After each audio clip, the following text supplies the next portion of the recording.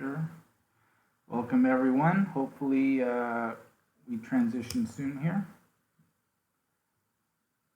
Live coverage of the Mechanics Institute Tuesday night marathon.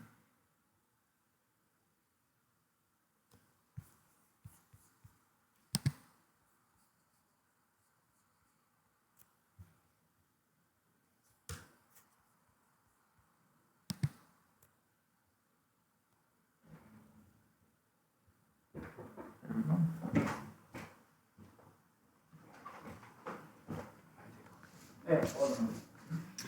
Okay, folks, we are live in downtown San Francisco. I'm FIDE Master Paul Whitehead, and this is round 4 of the Tuesday night marathon. And give me a second here while I try to get to the control panel here.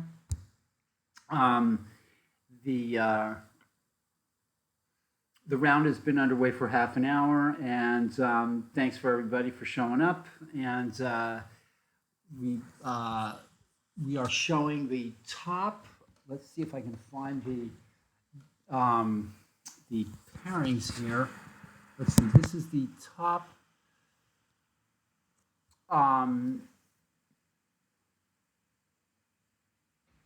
The top 6 boards in the open section in the over 2000. Hold on, I'm going to go get the paper and I'll be right back.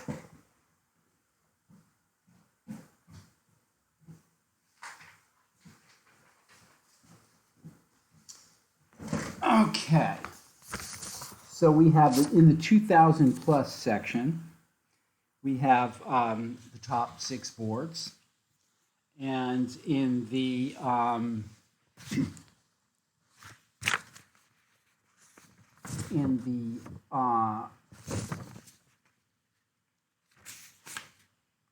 under 2000 section, we have the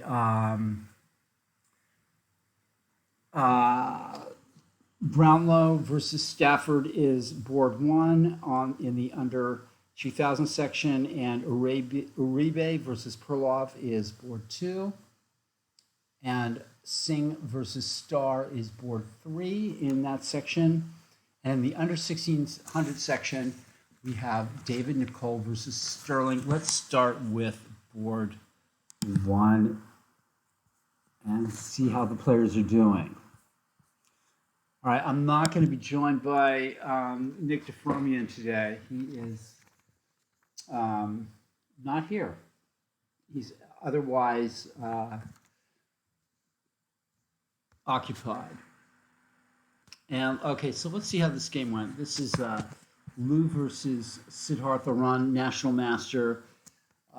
Siddhartha Run versus a player, Richard Lou. Both of these players, let's see, I'm not sure what the standings are exactly, but this is board 1. So after 3 rounds, Richard Lou has 2.5. I'm not sure what Arun has.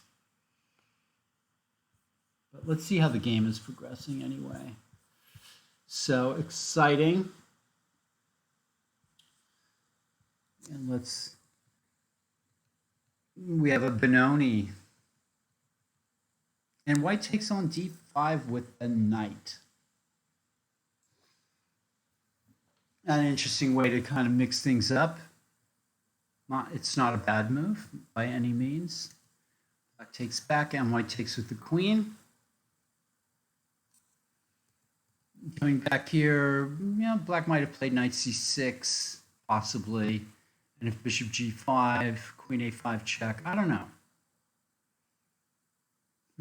Okay. Knight d5, queen d5, knight c6, bishop d2, d6. The white queen is probably going to end up losing some time there on d5, which it does. Black has already got a fine game here. It can play d5, for example, or complete the development of his pieces. And white's wasted plenty of time with his queen, but has gotten black out of the book, which might have been his intention. And look at this g5 move. Ambitious. Not a move that would have readily occurred to me. If white plays h3, black may think twice about castling on the king side. Funny looking move. Aggressive. Interesting. Okay, let's move on to board 2 in this live tournament. This game, roll way back here. Slav defense. I'm not an openings expert, but this has got Catalan Slav written all over it here.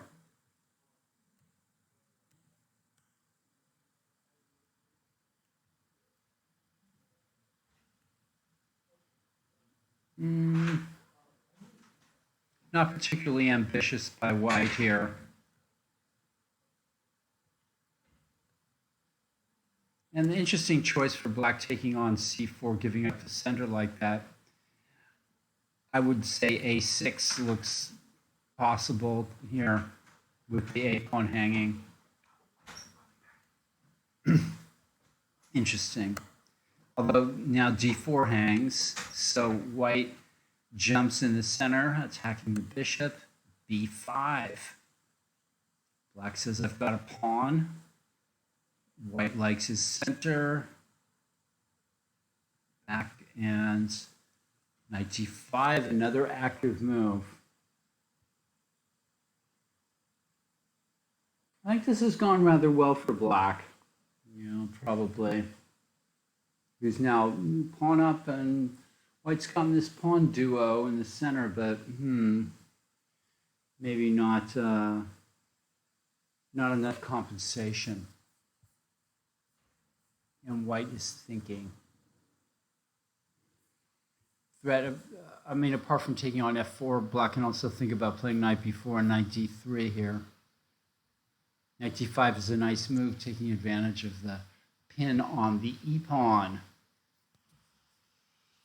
Okay, that is our board. Now on board 3, I'm afraid we haven't gotten any farther than this, and we probably are not going to.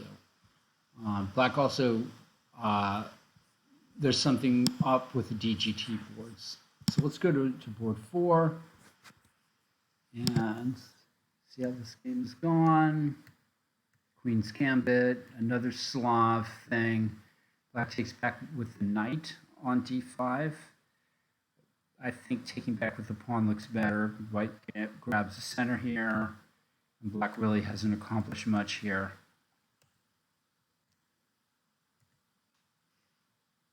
That's an interesting move.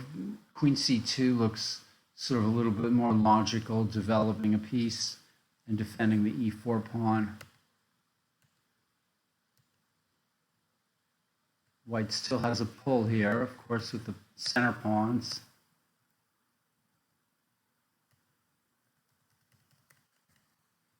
A little better for white, more space. Okay, and on board 5, we have, let's zoom all the way back and see how this came about. French defense, advanced variation. That's an unusual move, g3. Probably a little slow in this position. And black could think about playing f6 right away here and immediately start putting some pressure on the center. I'm not sure about taking on d4, which kind of relieves the pressure. Bishop h3 is a little eccentric. Knight c3, and if knight f5, knight a4 is sometimes a way to handle this. But okay, bishop h3, and white's obviously going to take there. Should be okay for black.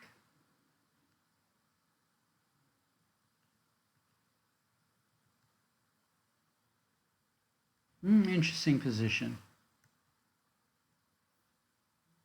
It's a modest play by white here with the bishop.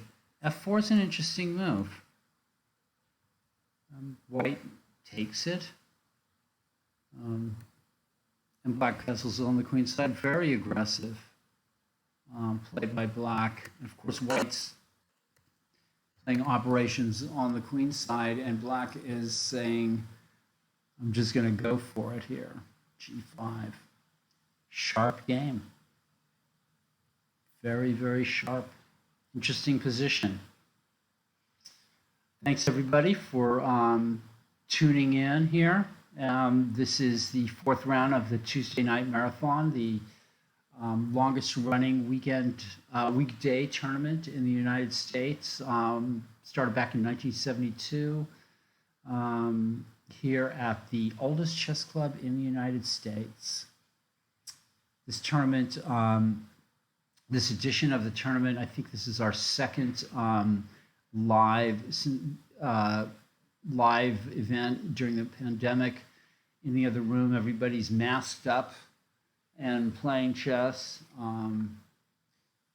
There's an indoor mask mandate now for San Francisco. But I've been looking at pictures from the U.S. Open and all these other tournaments, and people are masked up, pretty much being that it's difficult to maintain distance from people here. And I like the way black is just going for it. I mean, there's a double pin here on this knight on c6, but black is not afraid. And white's in the think tank. All right. And these players are both strong A players. And here we have on board 6 the experienced Persitsky, Andrei Persitsky. These are two strong A players as well, versus Chelsea Zhao. And let's see how this game went. Queen's Gambit, and a slow approach, a kind of a Slav setup.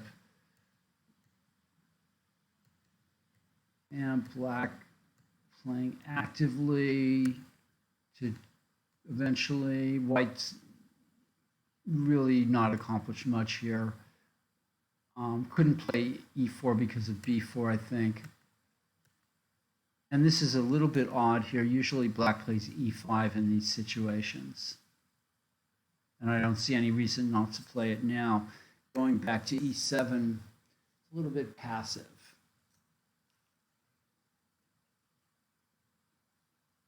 I expect white can just play bishop f4 or something like that. And the beat goes on. All right. And now for board 1 in the under 2000 section. Samuel Brownlow versus Adam Stafford. And after 3 rounds, these players have perfect score. Oh, no, they do not, or do they? Yes, they have. No, Stafford has 3 points, and Brownlow has 2.5.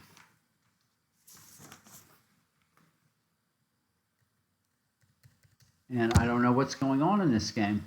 It is our DGT issue is, or the DGT issue is here with the game stalled here. Okay, well, let's go to Perlov Uribe. This is the second board in the under 2000 section. And Sicilian defense, and Daniel declines the Smith-Morra with d3. And white takes the Maroczy bind setup. It's also possible to just play bishop d3 and develop the pieces. But the Maroczy bind is another way that white tries to play this. Dragon setup for black.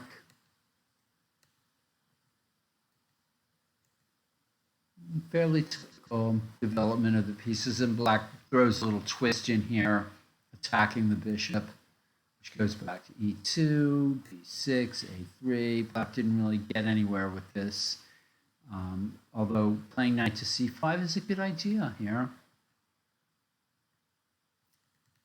White's pieces are kind of stepping on each other's toes here.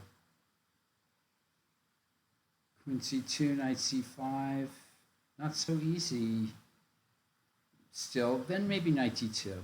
Nothing really bad happening for either player here. All right, let's move on to the third board in the under 2000 section, where Amataj Singh is playing veteran Albert Starr. Dutch defense, Leningrad variation, and with a little Stonewall twist here. Albert's fond of this. This might drop the d5 pawn, and it does, and I think that is a mistake. And already Albert's in trouble here, I think, although, funny enough, after e6, he can regain the pawn on e5. I wonder if we had another way of, queen d5, bishop d5, then e6 again. That's pretty amusing. All right, so we probably have about an even game here. How funny.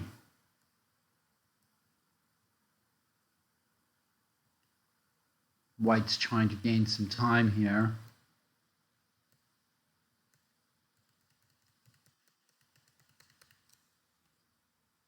No, black's threatening g5. This doesn't look so great for white, perhaps. Okay. A game in progress.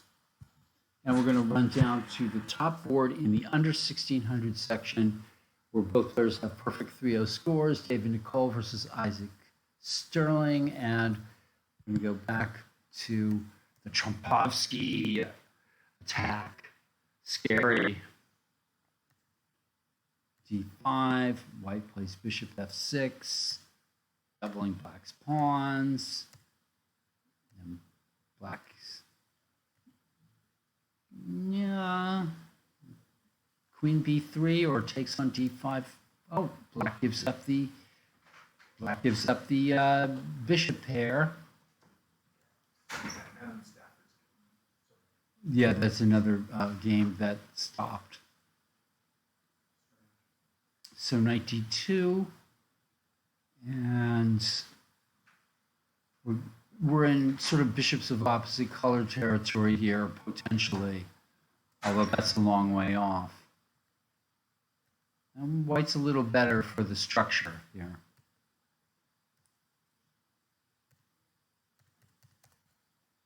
That's a good move, f5. I like that move. All right, this game being carefully played, even on the lowest board that we have here, which is board 1 in the under 1600 section. Jumping all the way back up to board 1 in the open section, or 2000 plus section, is Richard Liu, expert Richard Liu. Actually, a player by rating versus National Master Siddhartha Roon. See how this game is going. We have this, we had this. We've known about this. G5. That's an interesting move. Very aggressive. Bishop c3. I like that. It secures d2 for the knight and challenges the bishop on the diagonal. Black is thinking. So h6 would be kind of the normal, let's put the brakes on here type of thing. I think g5 was a little bit suspect. A little too early back here for really to make a move like that. Black should maybe just castle and then think about getting in d5. That would be a conventional way to play this. All right. Board 2 in this, we were here, Black played knight d5, Black has snatched a pawn, and White sidesteps the pin, and Black intends to go into d3. Black's kind of having it all his own way, I think. A little bit misplayed in some respects by White. White's got this nice little pawn structure, e4, d4, but it's not really going anywhere. Bishop h6 just looks like it's, probably no good.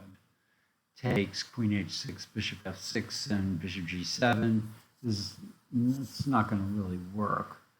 So, and these players are A player, White is an A player, Andrew, and Black is an expert at 21-21. This game has been stalled due to DGT, and we have Clemens versus Acosta, and I think we were back to here. We were here, and with White having a little bit of a space advantage here, and that certainly didn't help Black,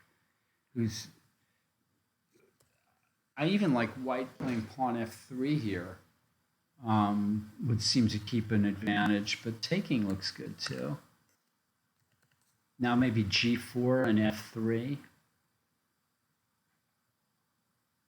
White definitely has the advantage here. There's a minority attack on the queen side, which White could even start in by playing rook b1, a4, and b5, or maybe even b5 right away. There's also moves like g4, knight f6, f3, gaining a lot of space. Knight b3, which sort of unclogs the pieces a little bit and stops Black from playing a5, might even be the best move of all. It also contains the positional threat of knight a5, followed by g4 and bishop f4. So, I'm really liking White here in this game. And this was the kettle is boiling in this game, folks, with Black playing the ultra-aggressive g5, and White is in the think tank.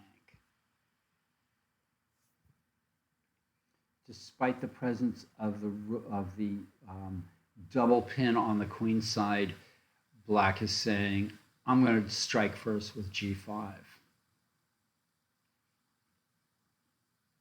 And White's strategy back here, exchanging the bishop for the knight in this manner, not really enough for something tangible. Maybe if White had maneuvered the knight to f4 or had played a little differently here, let's see. h6 is a good move, of course. I really don't see that White has much of anything here. This is too slow, clearly. If Black's going to cancel queenside, White wants to be able to just play, b4. So maybe even the move a3 here right away, or queen a4, or something to sort of... Black still has the option of canceling on the king side as well. This position just is not that good for White at all. Anyway, and Black sacked a pawn over here with f4 and castle queenside, very aggressive. And I think White's in a little bit of trouble here. Okay. we are going to see what's up on board 6, Persidsky versus Chelsea Zhao. And Black has just gone back to e7 instead of playing e5. And White played e5 himself, which is really a committal move. I mean, because it gives up the d5 square, where I'm sure Black is going to stick the knight here with knight d5.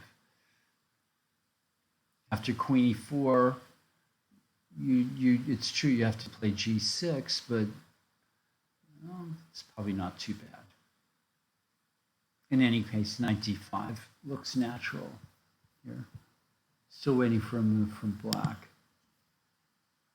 And this game got stalled on the first move, and we're not sure why. Uribe versus Perlov. We're still basically in a sort of opening here. Black's knight has been jumping around to c6 to b4 back to a6, and it's probably going to play to c5 now. And then White's going to play knight d2, and with the idea of booting the knight away with b4. If White can catch up in development, probably be a little better here. Okay, moving on this Tuesday night. Board 3 in the under 2000 section. And after rook e8, we saw this position. White struck with queen b5, threatening the rook on e8, and Black defends with king f7.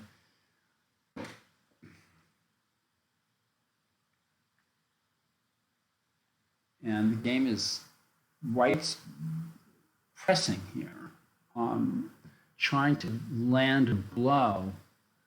Maybe bishop to g5 is a good move.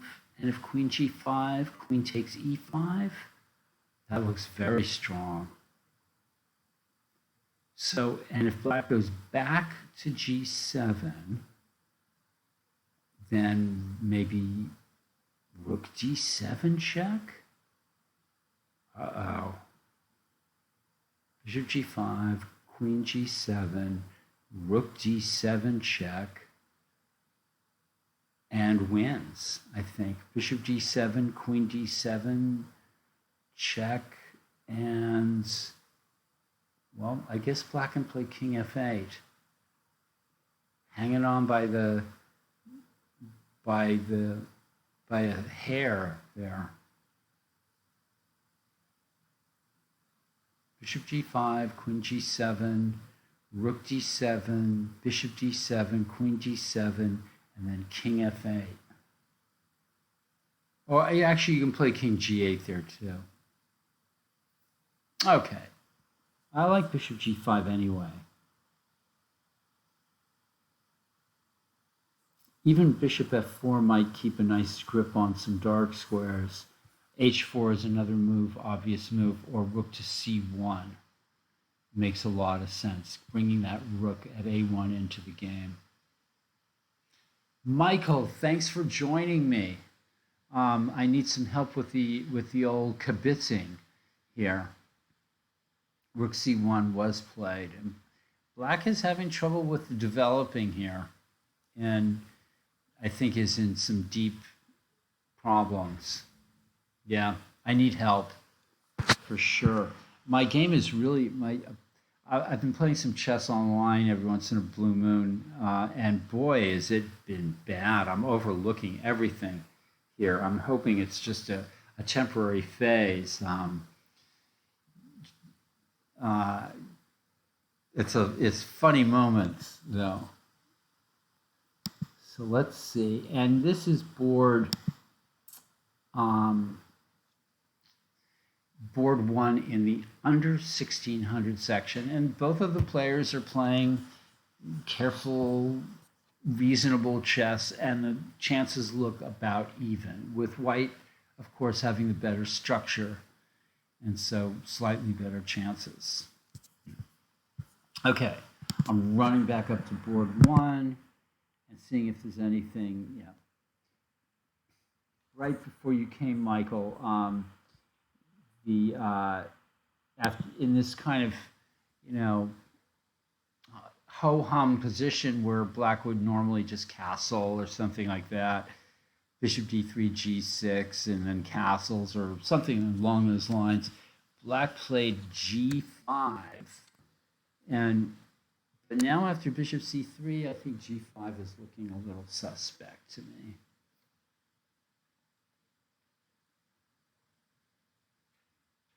G4, knight d2, and that's a lot of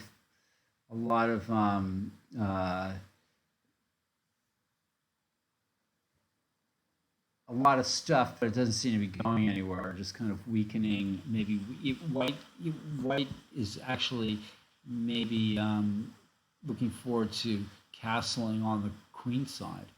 And Michael's good pointing out these tactical things, like if black plays g4, knight g5, and that's where Michael can save me this evening. My brain has become very, very humdrum, and it's a sign of a lack of chess creativity. It's, I think I need a good challenge. It's maybe time to play in a Tuesday night marathon myself. Nick and I were actually talking about playing next year. I think in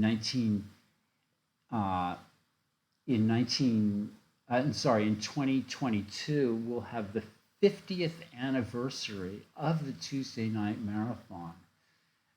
That's 50 years of this tournament being held year in and year out, month in and month out.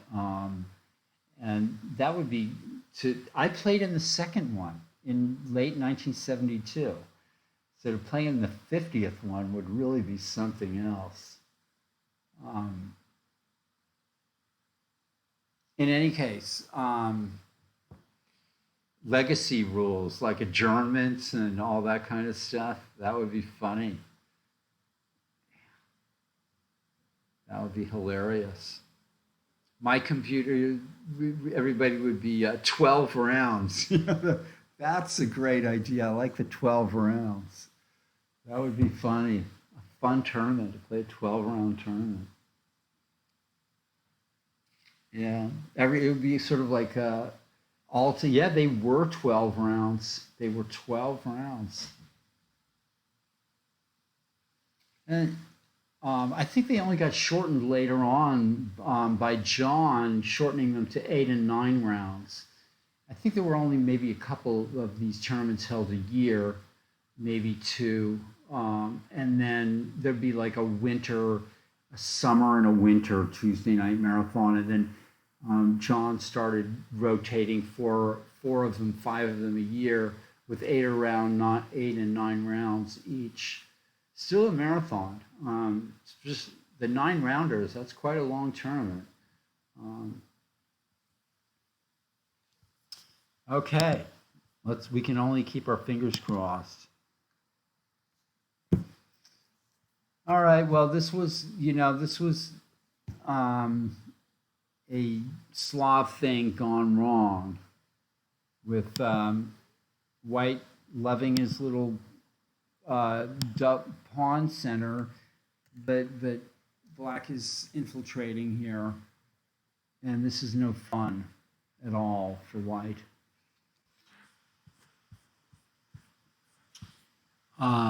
Maybe Michael can point out where, because he knows theory and I don't, where somehow this exchanging on d7 just seems like it doesn't do anything. 95 and 97, you're just developing black's pieces.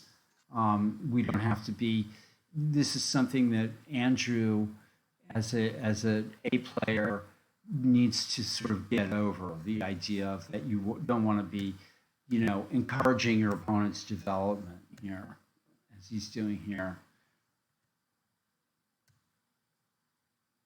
And this is lackadaisical play, just sort of lackadaisical play by white, and white plays queen a4, sort of daring black to play pawn takes pawn, attacking the pawn at d4, and maybe that's what white overlooked here. There's no time to defend everything. He decides to, even after e4, black gets to play b5, and white goes back into the pin. And this just nothing helped here. And now white's going back to f1, so way too slow for white, especially being a pawn down. Okay, we still don't know what's going on board 3. And here we have, okay, this was an interesting position I was looking at, where I suggested white play g4, knight f6, f3, or maybe knight b3 first. So white did play g4, which is an excellent move. But after knight f6, made a mistake and played g5, which instead of playing f3, the more restrained move here,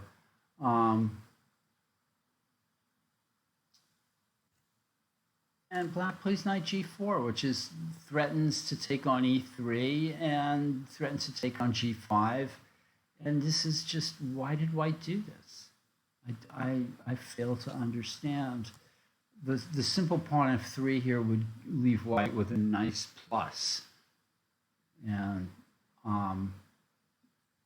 even before this, as I was saying, knight b3, stopping a5, and then playing g4 and f3 would have been very strong, I think.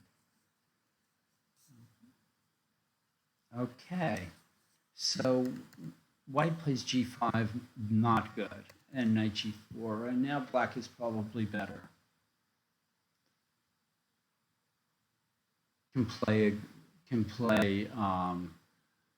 Is gaining a bishop, and also able to break up the king side a little bit here.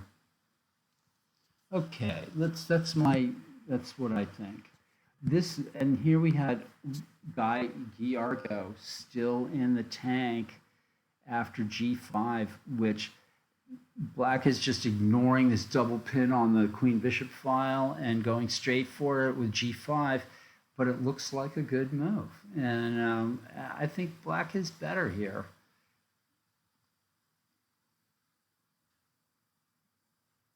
It's sharp, though. White obviously needs to play knight c5 or something like that, but the things are getting opened up on the king side quickly. And not easy to see exactly how white should proceed here, but I would start with knight c5, I think, intending b4 or something like that. Very sharp position, very, very sharp.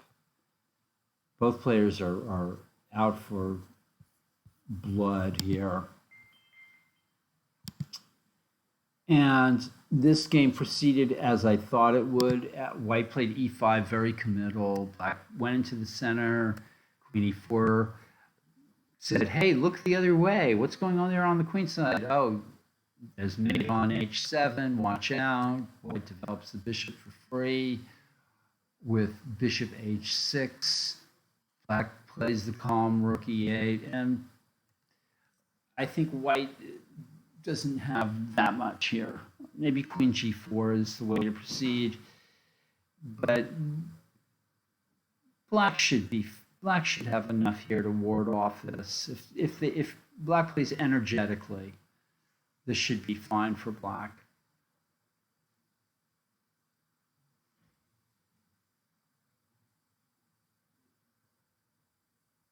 I'm giving black every chance to be able to, as long as she doesn't allow knight e4 and knight f6 and knight d6 or something. This should be fine for black.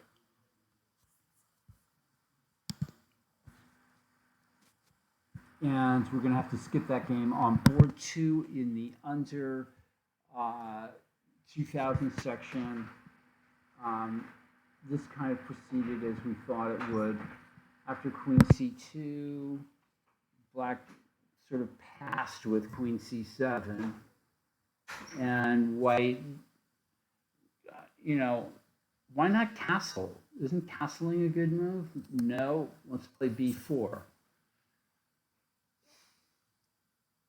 Black has to do something fast here before just kind of losing the game positionally. The knight is really out of place on a6. Maybe she'd come back with straight away to b8. e6 and intending d5 or something like that. Or maybe d5 right away. d5, e takes d5, doesn't work.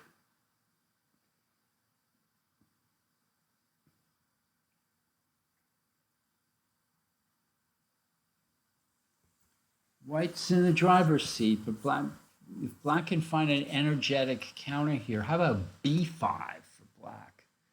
And if knight takes b5, attacks my queen. I could play bishop takes e4.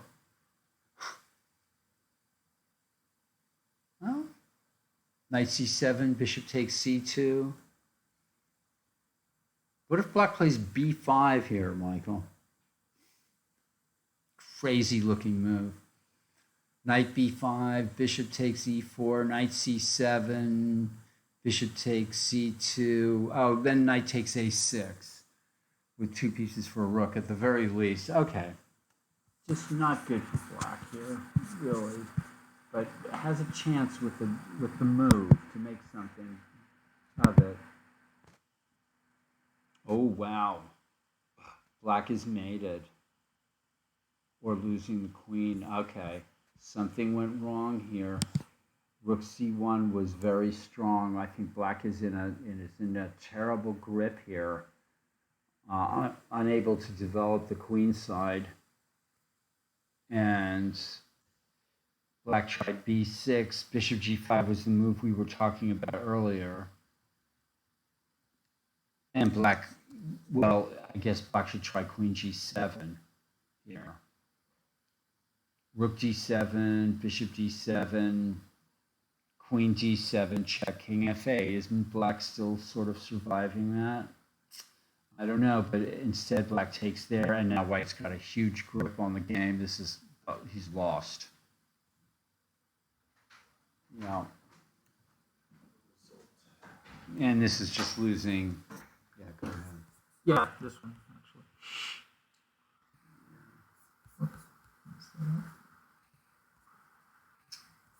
I'm here with my boss, Abel Telementes, who's masked and coming from the tournament hall. He is entering the result for this game. Yep. I'll learn how to do that the next time I sit down here with him, so that he doesn't have to come barging in.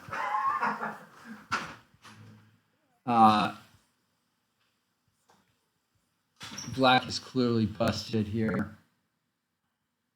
c7 check, rook e7, and that's it. There goes the rook on b8. A whole rook down. Black is playing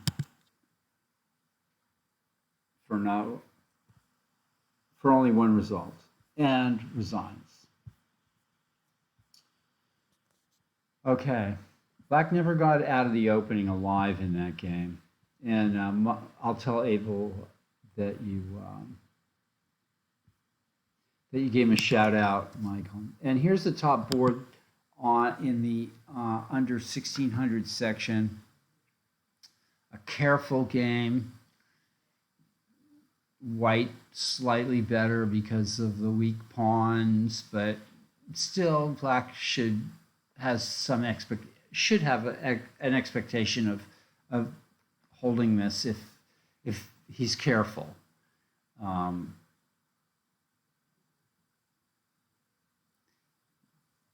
would imagine bishops of opposite colors is kind of looming as an issue for both players. Back up to board one, and what happened after bishop c3, we'll see. Black continued with the adventurous play by trading and playing king d7, clearing the back rank and preparing to put the king on the c7 square where it's going to be safe. And why doesn't white just castle? What? I think castling looks a little safer. Now, where's the white king going to go?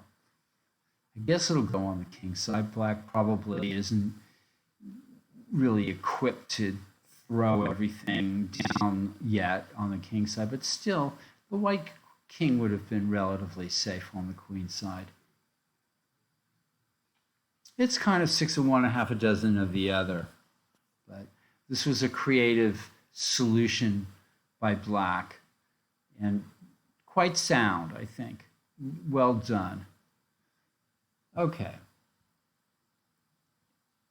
And it fits in with a g5 move, I think. So I like it. All right, on this game, black is thinking, well, I've gotten all this far. Now, what do I do? How do I increase my advantage? You know, there's pedestrian moves like a5 or, you know, intending a4 maybe, and a3, or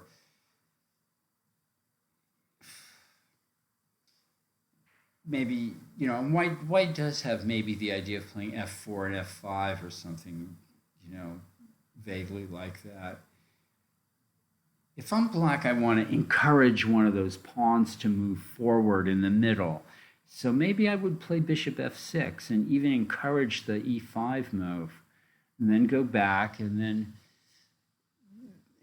try to undermine white's structure by playing c5 or f6 or something like that. And of course, there's the immediate c5, although white can play d5 there, and then maybe b4 or something.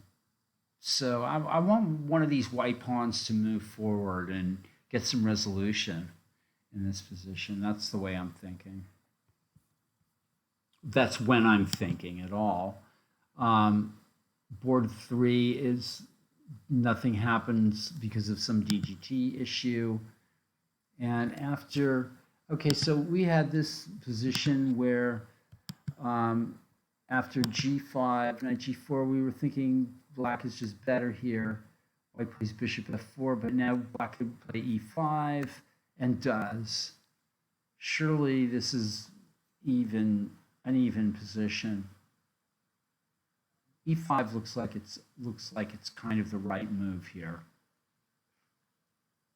Another pawn duo that sort of needs to be broken up. Takes. This has gone well for black here. Knight b6 maybe.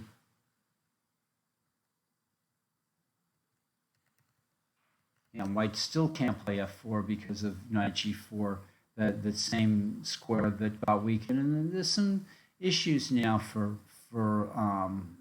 white here.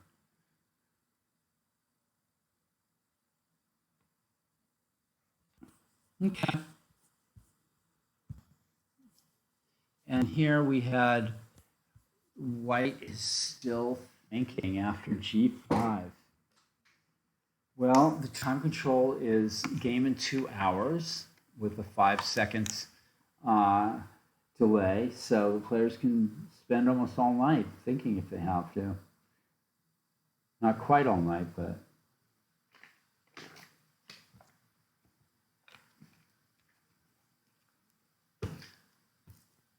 Normally, I'm joined by my colleague, Victor Fermian, but he is otherwise occupied this evening.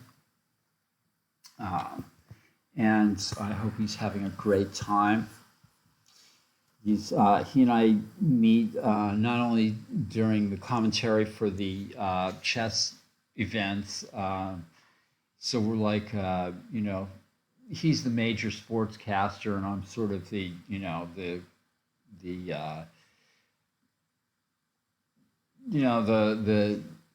butt of all, I should be the butt of all the jokes, but I get my licks in too every once in a while. And we also do the chess cafe.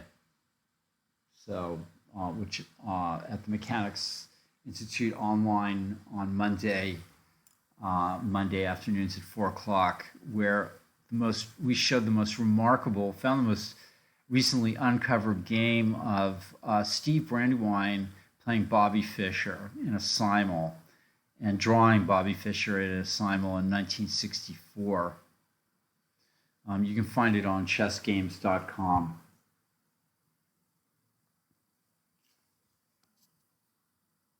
And let's see how this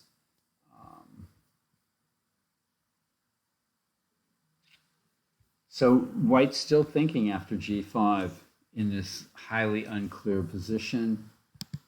And board 6, White indeed has played queen g4.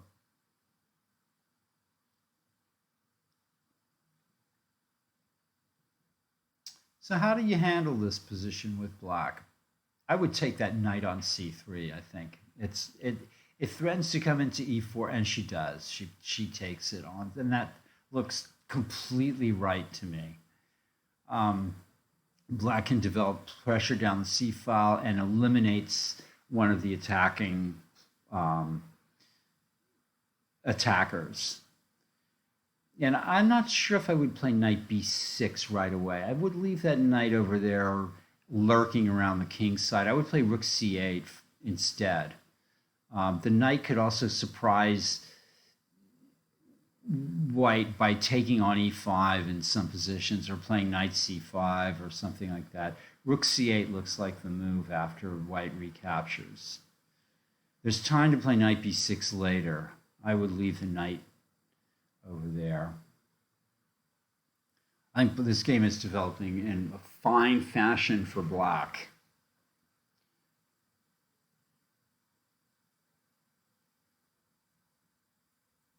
And if black gets super worried, could always play bishop f3, and even that might not be so terrible. It's very difficult, would be very difficult for White to develop any kind of attack there. Meanwhile, black can play knight b6. So if knight b6, knight g5 might be a move.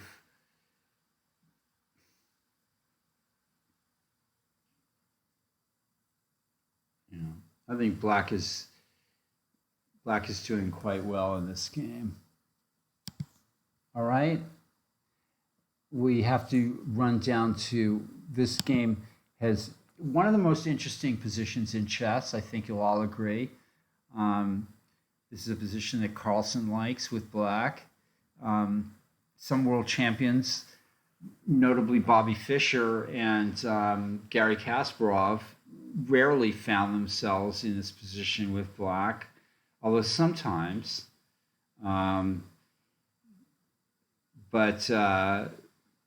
Anyway, we'll leave that be for the time being.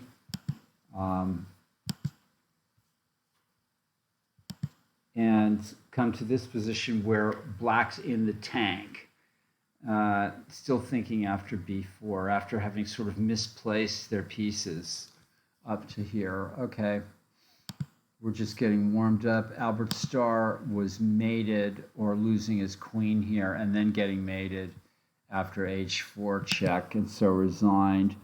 And we have this game in the top board of the under 1600 section, and clearly it's about even, with White having a slight plus. And that's about all I'm going to say about that before we run back up to this board. And black had played king c7, castling by hand, as they say, and White puts the bishop on d3. Hello, casual player. Thanks for joining us this evening at the Mechanics Institute, downtown chess club. That's where I am. We're also online, and the players themselves are in the other room, all of them fully masked per the mandate here in San Francisco, and also common sense during the chess tournaments here and nationally. I've seen pictures from the US Open and everybody's wearing a mask, and that just seems to be a wise thing to do. I'm alone here in the office, which is why I'm not masked, but this event is live. And this is the board one of the Tuesday night tournaments. Queen e7, and looks, I think black has done quite well here. And after sort of putting his foot wrong, I think a little bit with g5, or at least this was an interesting strategy and creative. Bishop c3, just taking, and then this radical king d7 move. And if I'm white, I would just maybe castle here. But there's some dangers too in that. I can see that there would be dangers for white doing that as well. So we're at this point. And if white castles, then black's gonna have a little kingside party going here.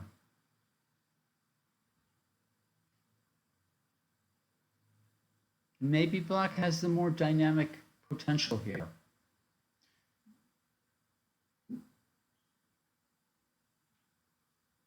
Interesting. I like the way black has played this. Okay. And as I thought, black might try, yeah, maybe h4 and not castling. Yeah, I agree in that last position. In this position, black is doing what I thought black should maybe try to do, which is entice one of the white pawns forward so that they can be attacked a little bit easier.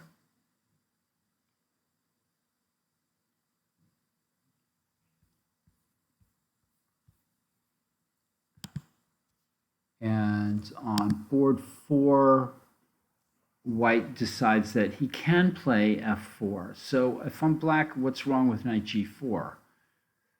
That's should be, white's got some space, but I think black should be fine, especially with a timely pawn to a5. So here, knight g4, and if bishop f2 takes, knight f2, king f2, and then a5, black should be fine in that position, I think. If white tries, after knight g4, white tries bishop d4, ooh, knight g6.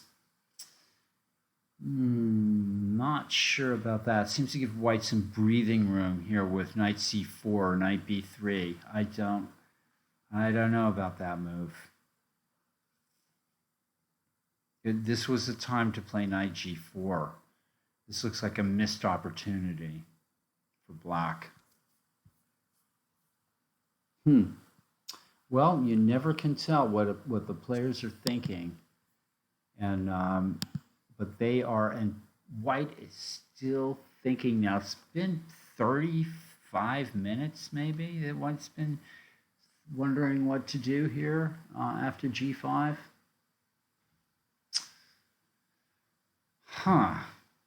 Well, I can't help him. I'm going to go down to this game, and black is also thinking, I would maybe knight c5. Is that what she's thinking? Knight c5. But then bishop to c2. All right, I'm going to look at that game. White is wrecked in the Clemens game.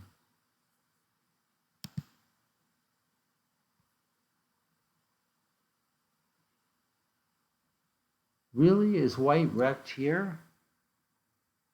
But it's white's move. I'll go back one move after f4. Whoops, sorry, Mike. Oh, right here? Knight f8. But then f takes e5. Rook d3. Ooh. Yeah. Nice move, knight f8. And this is, I appreciate this from Michael so much because I'm always looking for these positional sort of continuations. And there's always the tactical thing that you can twist in there as well.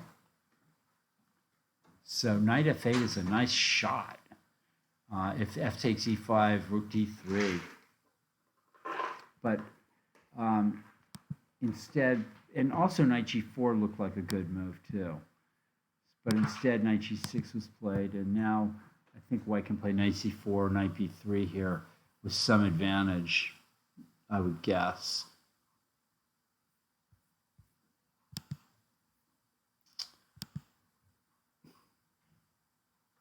And Chelsea looks like she's considerably better here after rook c8, I think.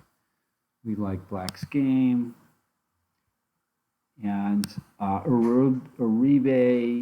Prolov, rook d8. I mean, is black trying? Black needs to do something here, and or is going to get strangled. So maybe e6 and d5 is the only thing.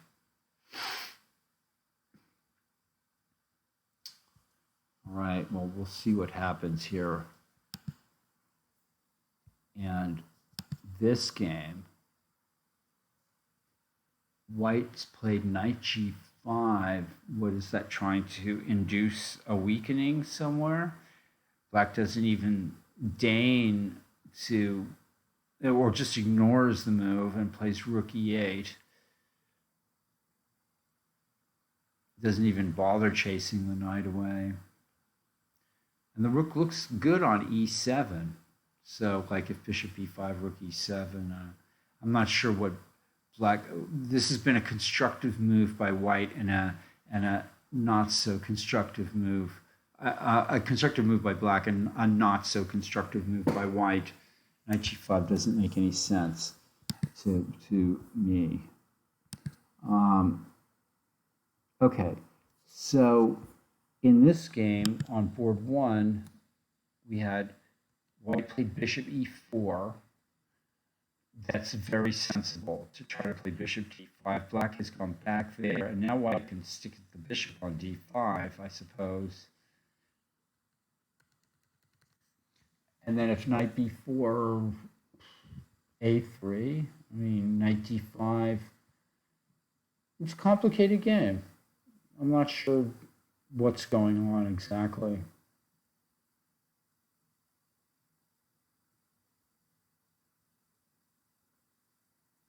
Now this is an interesting struggle here on this complicated strategic issues going on here. I'll try to stay inside the camera, although I'm not sure that I'll always remember that. But it's probably better than looking at the bottom half of my head.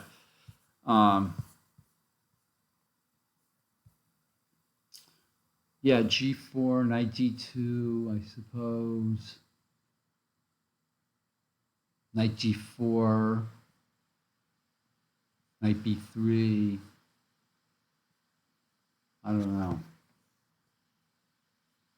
The white knight might want to come to d2, possibly.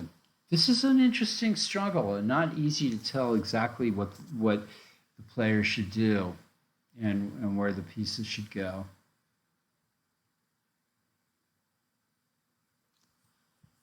Yeah, the black rook at a8 needs to be brought into the game. Maybe now's the time to do it, to d8 or e8 or something like that. And this knight b4 still. Or even a slow move like h6, just defending the g5 pawn. Or f5, trying to play f4. lots of ideas here. A position with a lot of interesting. Okay, so after e5, and I think white better do something in this game except for give away pawns and allow black's pieces in with gains of tempo. Bishop e7, white gets going with knight e4.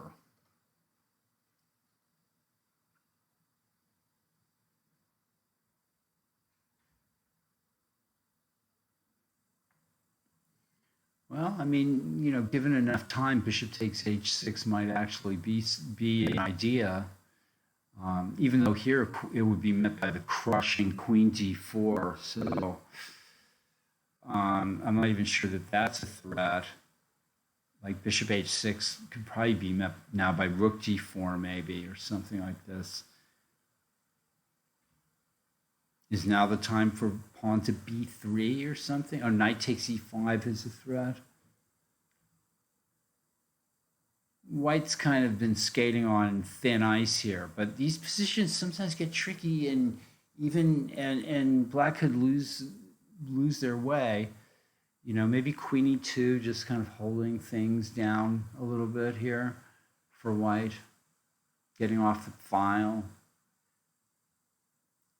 Queen e2, pawn c5, yeah. Queen e2, pawn c5. Yeah, I mean, black's a pawn up. Good move. Good move. We like black. Board 4. After knight g6, white plays knight c4. And black is undermining the pawn center. And now my boss is here. Gonna enter the results.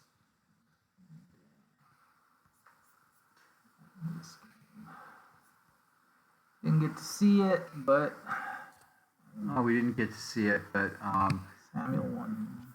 Samuel Brownlow over Adam Stafford ended in a win. That was the top board in the under 2000 section. Black plays his f6 move, and things are coming to a boil. Knight a5 here looks natural. And somehow I believe white should end up with the better position here.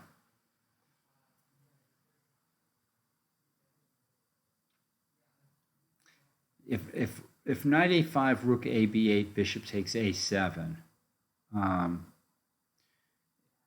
is one relatively clear line, although black could play knight f4 and get, but yeah. Okay, so white takes here. I can't predict the player's moves. Now black looks like he's probably doing okay after knight f6. There's a lot of piece play going on here. Still, white looks a little better, but everything's going to depend on the next few moves here.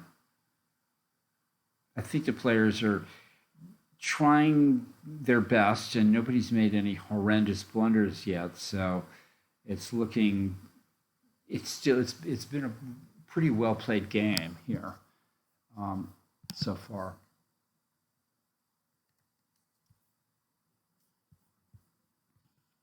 And on board 5, we finally got a move after g5.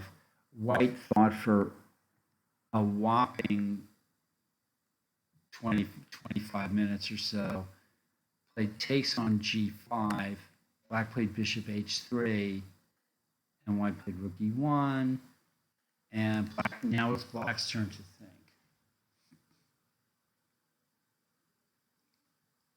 Queen g7, king h1, queen g4, rook g1, obviously. There's bishop takes g5, and if knight takes g5, rook g8, trying to keep the g file open. There's the simple h takes g5.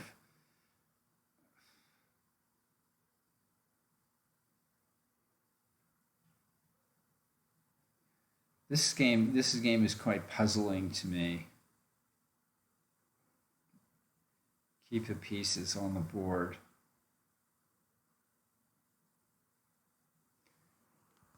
Okay.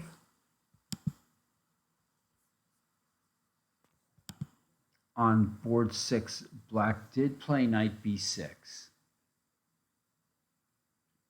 instead of my suggestion. So what can white do here to create some issue? Okay, h4. Then I guess black could take on f3 and play bishop h4, so that probably is not good. What about knight g5? That's the move that I was a little bit concerned about.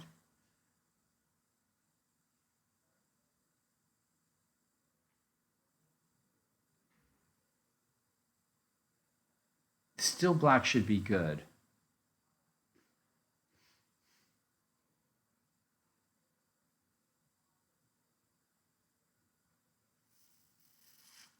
Well, I'm right about what, Michael? Knight g5. I think rook c8 looked like a bit of a better move. Knight g5.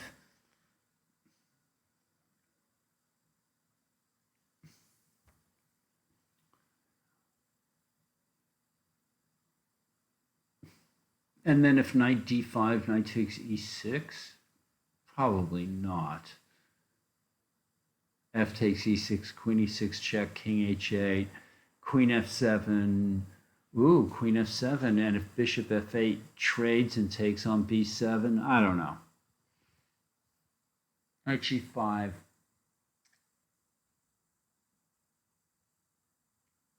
Yeah, I think rook c8 was a little safer than knight b6. Tough little position. We're going to see what the players do in a minute. Meanwhile, in Uribe versus Perlov, the players have traded exactly one pawn to get to this position. And black has played a little pointlessly, we think, but still is hanging in there. And actually, his last couple of moves have been like, okay, show me. You have, white has a lot of space and so on and so forth, but black is kind of, you know, a little bit of hedgehog mode here. Queen b8 and queen a8, and who knows what can happen. Maybe black will take over. Knight d4 followed by f4. That's just the kind of depressing thing that Michael Walder would play against me, trying to blow me off the board. You can't deny it. White's better here. All right, let's roll on to the top board in the under 16 section. And white played another, after rook e8, white played rook e1, taking the rook off the open file to defend up the pawn at e3. I think this move makes even less sense than knight g5, and black pushes the knight back. And this has all helped black enormously. And now, but still, it's not like black's winning or anything. And, you know, but black has been allowed to play some useful moves here. And then maybe could continue along that line by playing rook, let's see, a6 and b5, or maybe b5 right away. a6, or rook e7, defending the pawn at b7. Or f4, or knight e4. Yeah, knight e4 looks good. Nice position for black, or at least black's position has improved in the last couple of moves. And black is still thinking after bishop d5. I think this is a rich position, very interesting, and difficult to know exactly how to play it. And white's made a couple of good moves here.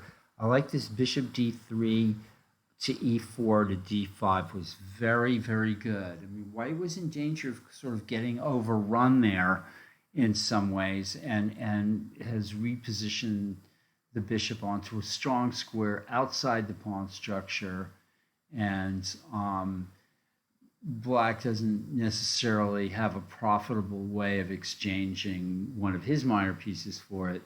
So lots of unanswered questions here. Interesting game on our top board. And Michael likes to move g4.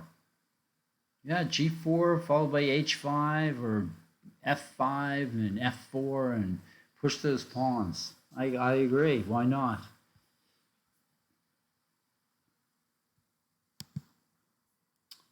And on board 2, all according to the books. You know, black here has won a pawn, done everything he's supposed to do, and now what? Well, he encourages the pawn to lurch forward where it can be attacked, where the center can be attacked, and then sidesteps with the queen, threatening knight takes e5. White sidesteps with his queen, and now, bam, c5. And black is all about exploiting the extra pawn, and has good reason to think that this game is going to end in success.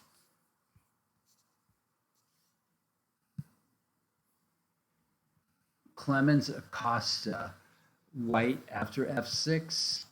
White did take on f6 instead of playing knight a5 like we were talking about, and then took back with the knight, and this is kind of middle game, you know, late middle game position with minor pieces. This is a tough one. I mean, knight g4 is still a sensitive square for white. How about f5? I was just going to suggest this move, f5. Nice.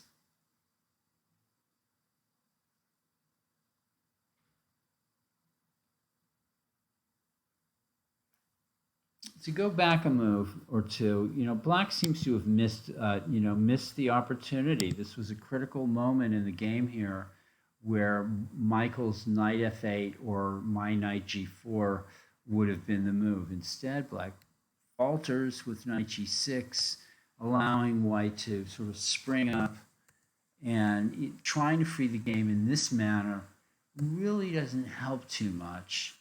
I think this is a very key move, very nice move. Knight h4, knight f3 check is not exactly a threat.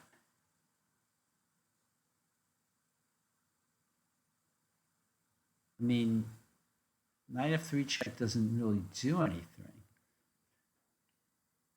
I might play knight a5. If you play knight f3 check, I play king g2. There. You play knight h4 check, then I play, yeah, it's a little weird. King h3, knight h4, knight a5, and if knight f3, king g2, knight h4, king h3, I don't know. I trust white's position somehow.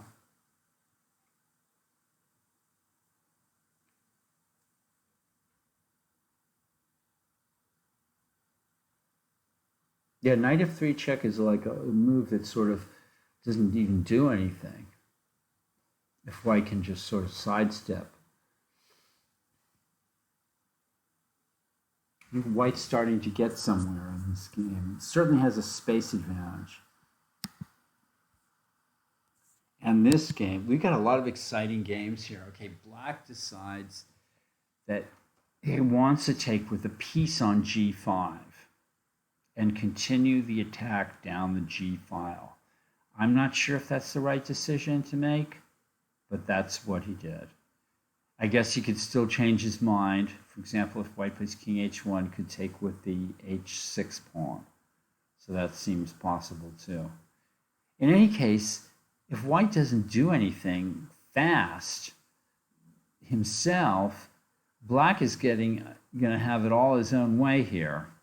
And until proven otherwise, it looks to me like black is considerably better here. White needs to get something going here. And to go back here after castles, it certainly looks like white is doing something here with the move that was played.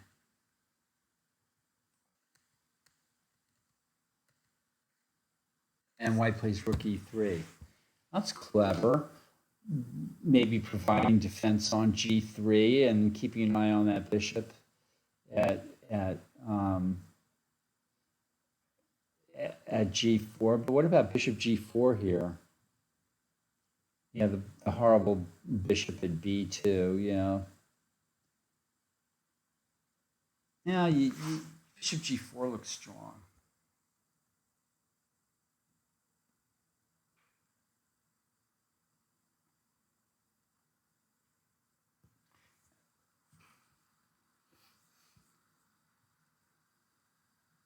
Or bishop f5.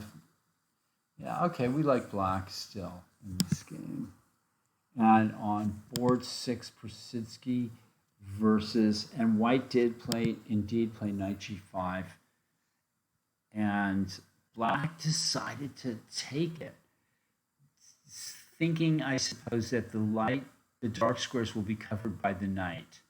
And this is risky. I mean, it's a risky strategy, for sure. I mean, okay, let's start making some simple calculations here. Bishop f6, knight d5, queen h4, knight f6, ef6, queen d6.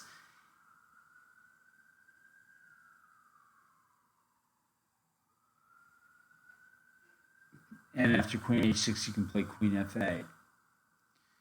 And black is playing a dangerous game here.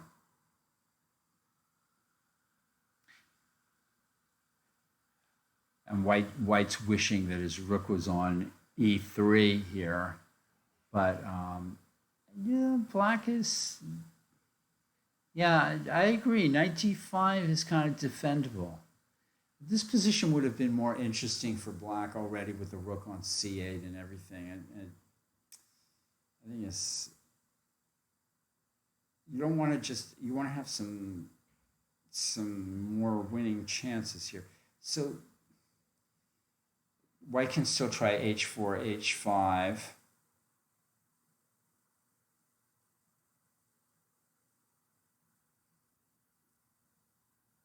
Semi-Tarrasch positions.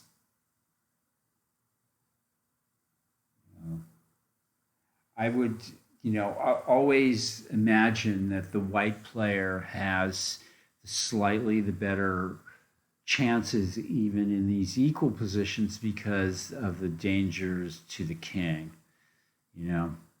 I was always rather sort of have the king under attack rather than like banking that my attack down the c file is going to come faster. I think it's sort of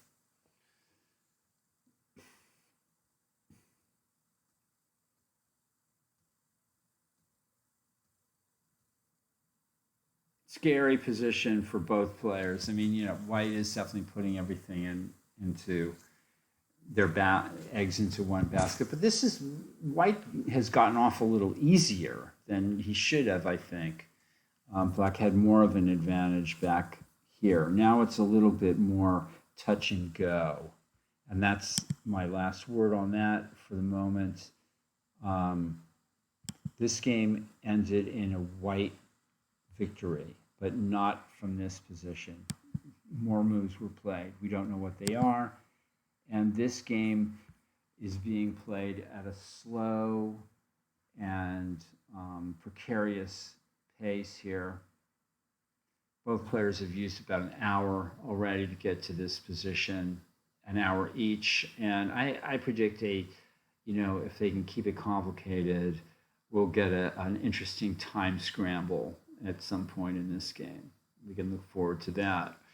I mean, I'm here. I don't want to go to sleep yet. This blood is gonna flow in the next hour and a half or something here, and I want to stay awake to see it.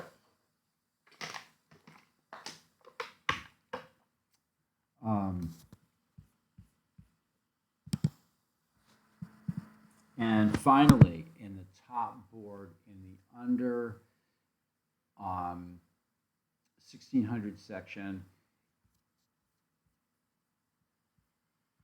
Black indeed played the useful a6 move, and White found another oddball move to maybe bring the bishop over to b3.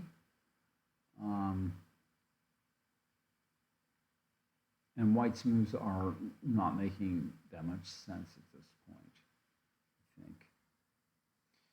I'll call your attention to this position where it makes sense to sort of maybe play queen b5 or queen c3, or to trade queens, or to try to play pawn to b4 or something like that, or double rooks on the c file with rook c2. White started to play some funny moves here. Knight g5, rook e8 is useful, rook e1 is not useful, h6 is useful, knight f3 is right back where he started from, a6 is a good move, gaining a little traction over the white bishop, and then now bishop c2, and White seems to be sort of playing without a plan here. Isaac is playing a more decisive sort of game here. The ratings, by the way, there are, just in case anybody's interested, are White's rating is only 435, so I think maybe it's one of their first tournaments, although they are 3-0 in this tournament. And Isaac Sterling's rating is 1236 and also has a 3-0 score. So, I mean, you can see both players have been careful and haven't hung any pieces or anything like that. So, I wish I could say the same for most of my games. Back up to board one here, and after bishop d5, after long thought, Black played rook hg8, figuring that rook was useless on the h file, and White played a3 to stop knight b4, and I approve of this message, this move. I think knight b4 was maybe a move that Black might have wanted to play because it hit the a2 pawn and the d5 bishop. So I like that move. Black plays with a5 to stop b4, maybe. Okay, not, it has its, and White plays h4 and this is to try to gain some traction on the dark squares, maybe. But can't Black play g4 and g3 here? Maybe. White is provoking a crisis here with h4. If Black has to play h6, all well and good. White takes on g5 and plays rook h7, and says, I'm happy here for a while. However, what if Black plays g4? Knight g5 hits the f7 pawn and the h7 pawn, interestingly enough. Knight e5, maybe? So g4, knight g5, knight e5. And I mean, White could take on h7 there, allowing f6, bishop g8, rook g8. The knight is trapped at h7, but you can take another pawn for it by playing knight f6. All right, so then there's the wise man that says after g4, knight g1 to e2. let's say black throws in g3 there.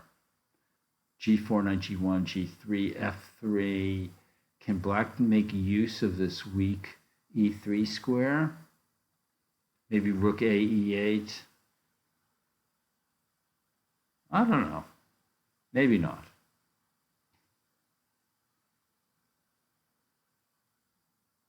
Well, white opens up a can of worms with this h4 move, for sure. And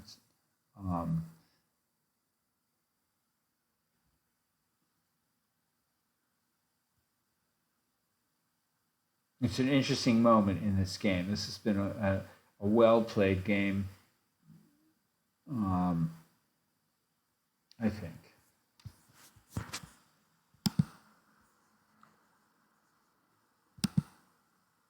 Okay, after c5, white d4 pawn was attacked, and so he took on c5, and black took the other pawn at e5, and now the knight on e4 was attacked, the pawn on b2 is attacked, and the pawn at c5 is still attacked. So this is starting to become disastrous for white.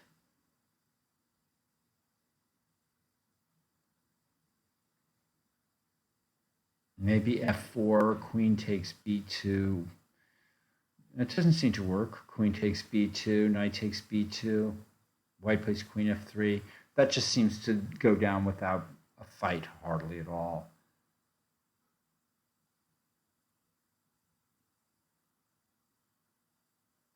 I think black could take on b2 and then try to comfortably regain the pawn at c5 at a later date. If black doesn't want to do that, black could trade on e4 now and take on c5 and try to get the b2 pawn later. So there's all kinds of juicy moves here for black, I think.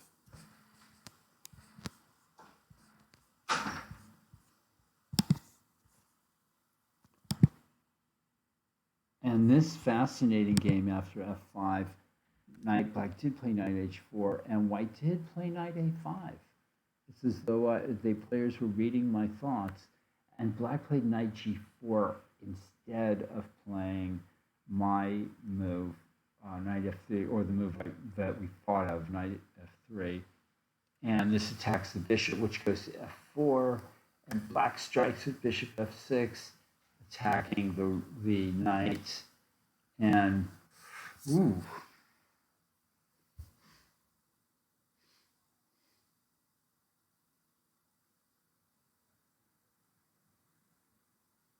Black has this sudden ganging up on the king side here, which is frightening for white. I mean, bishop d4 check is, possible as well here, as well as the threat of bishop c3. I mean, I'm not sure what white should do here. Black seems to be fine here, if not much better.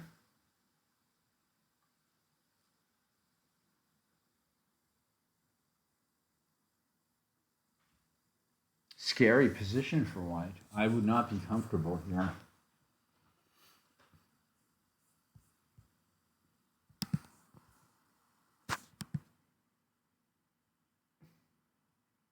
And black, this is very interesting. Okay, so after rook e3, black takes one of the major pieces, the king, off of the c file. Now it'll be good queen's turn, and then black will feel a lot more secure. But this game seems to have. It's funny how the players are mixing sort of positional ideas with tactical ideas. I'm not sure it really should all hang together, but if I was white, I'd be a little more uncomfortable here than black.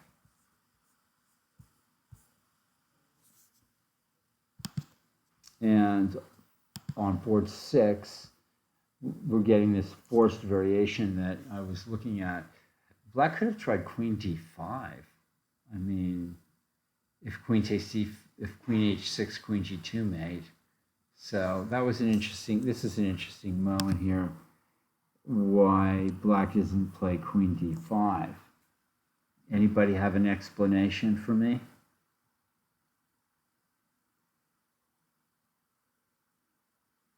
The threat is queen takes g5. So, I mean, and if, I mean, maybe white would play h4.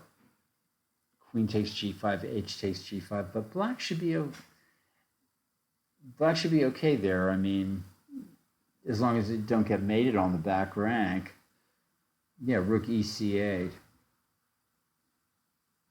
Why not queen d5 here? Black should want to trade queens, I think. Now white can play h4. And then what? Is black going to play e5?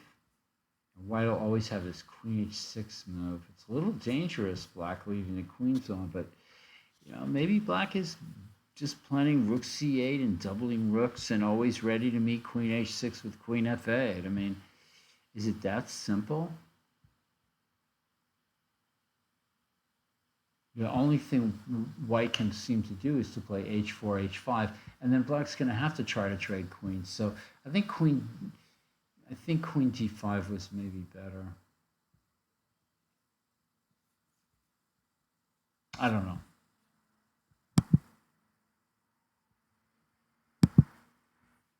Okay, rook e1, and then lift the rook up. And then you really will be threatening queen h6, queen f8, queen h4, and then trying to play rook h3 maybe. I mean, black is going to need, black's playing with fire here. Queen d5 was a safe move, I think.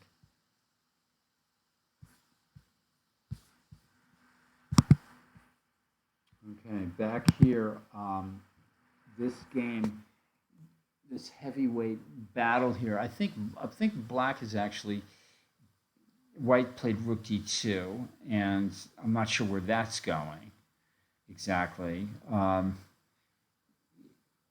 You know, white should be thinking in terms of some defending that pawn on e4, like with knight d2, and then trying to play something like queen a4 and c5 or something like that. You know, these positions where you got a lot of space, you know, and then there was the idea of playing knight d4 and f4, like Michael said. I like that idea too. White needs to sort of get going here, or his advantage is going to dissipate.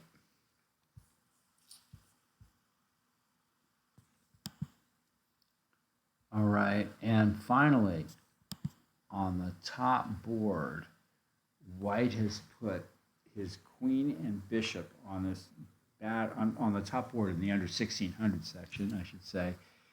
Bishop c2, black played rook e7, queen d3, e5, knight h4. So white's going on this tangent here with his pieces. There's no, you know, knight takes f5, g takes f5, queen f5, king g7. Black seems well defended here. It's a billy goat. Yeah, it's not a horse.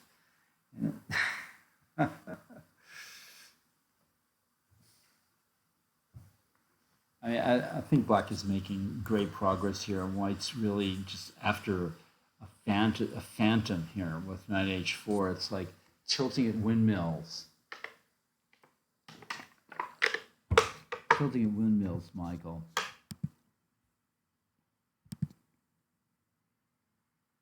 And white, okay, so after h4, g4,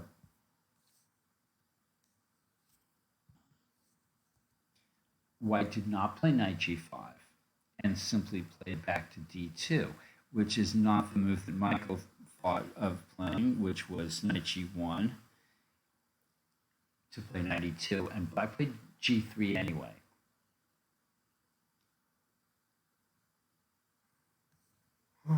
Okay. White maybe should have tried to play knight g5. Now if f3, rook e8, rook a e8. I guess you could play knight f1. If you play e4, of course, black gets the beautiful d4 square, but then queen a5 is check. So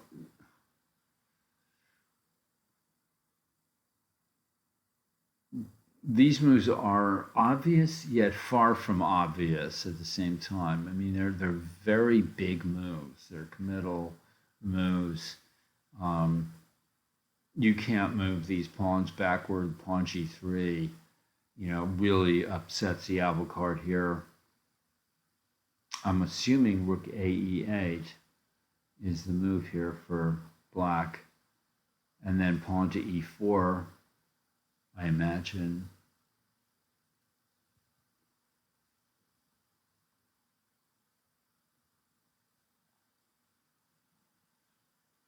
Yeah, Michael, your move was better. The knight better back on g1, and then it could go. The knight could go to e2 and challenge the d4 square maybe, and also keep an eye on the g3 pawn. So I agree. And knight g5 was still possible as well as an alternative, but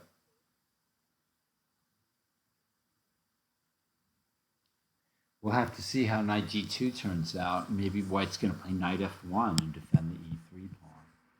So, and okay, after queen f3, black just took the sort of the natural way out, which was simplify, and then still has the option of taking on c5 or b2. But sometimes these, for knight c5, there's probably no real hope in the bishops of opposite color ending, although you never know.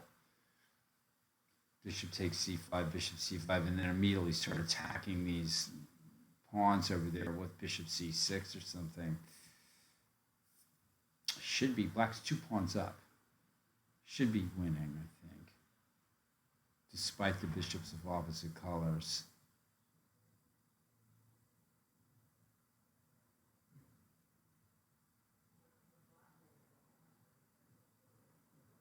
And black risks a little bit by playing knight takes b2, rook takes d8, rook d8, and then I guess white can play c6, even though it's and then white has a pawn and some chances.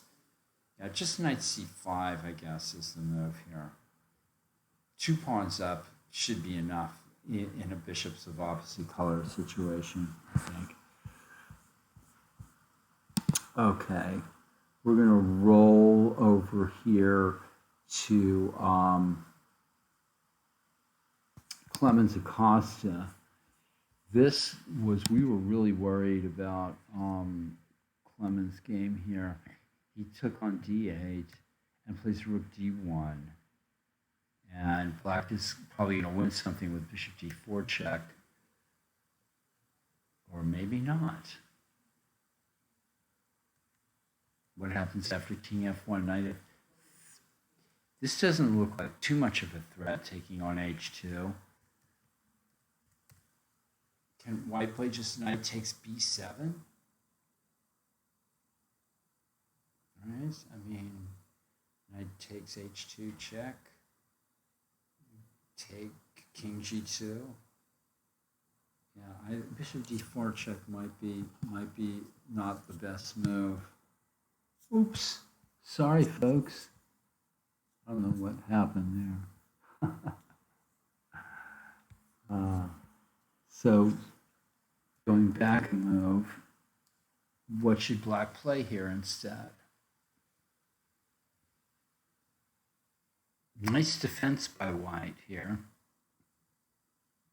White still wants to take on b7. Knight f3 check, king g2, knight h4 check, king h3, then knight f2 check. Okay, so what about that? Knight f2 check, knight f3 check maybe for black here in this position. Aiming for king g2, knight h4, king h3, knight f2 check. I have a feeling black should be able to wiggle their way out of this. But instead we had bishop d4 check, king f1, and now it's not looking so easy. A rook e8? Or rook e8 before this. Rook e8 right here. And white doesn't have time for knight b7 because the bishop takes c3. Yeah. Rook e8 looks good too. White's position's looking rickety. Rickety is the move. Okay, and bishop d4 check, not considered, not calculated properly. Okay.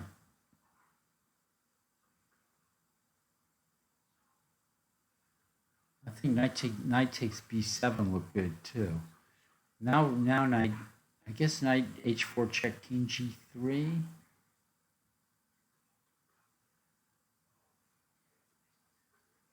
It does look like a good move.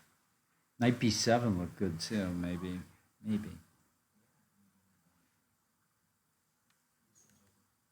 Okay.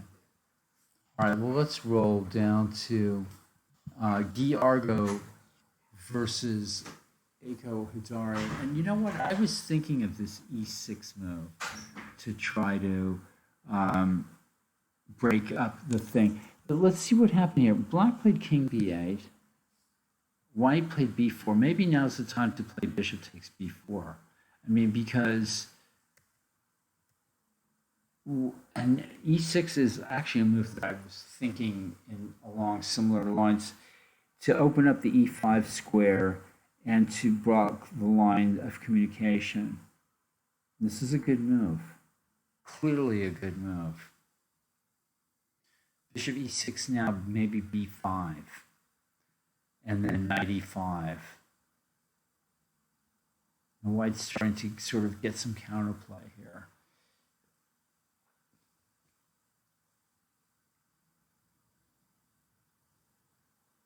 All right, exciting game.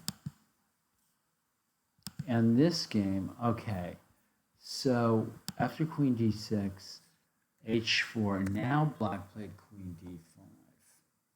So we're giving white a move, queen g3. So now rook c8, I suppose, and if h5, queen takes h5. So white has one idea here, though, is to play rook e1 and rook e5 and continue the attack like that. Black needs to react quickly here and has lost some time with the moves. e5 looks like a good move here to break and to threaten to play e4. It's probably what's needed here for black. Okay.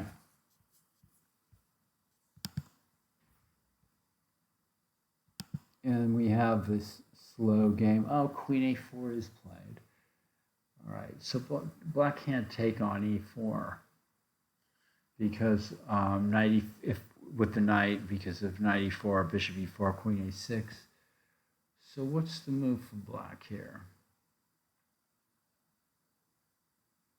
Knight g4, hg4, bishop takes c3. Possible.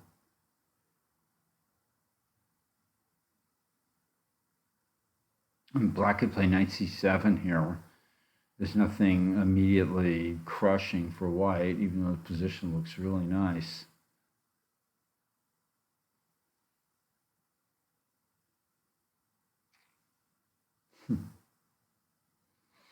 All right, this game is actually kind of has a certain charm to it, I think. And finally, on the top board in the under 1600 section, white's played knight h4, and black is thinking about their move. Is knight f5 a threat? I don't think so.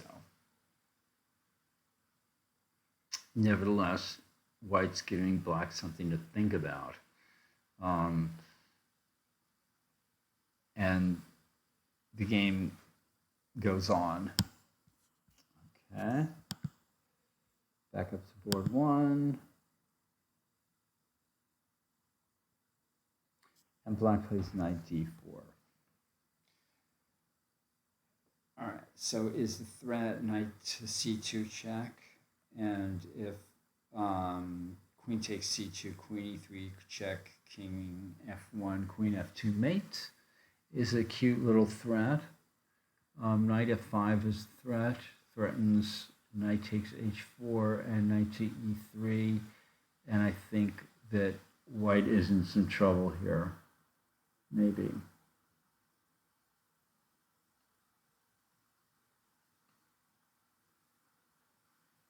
The black king, which is castled by hand, is better than the white king that has not castled at all. Knight e4, and then what? Don't ask these difficult questions, Michael. Knight e4 is a good move.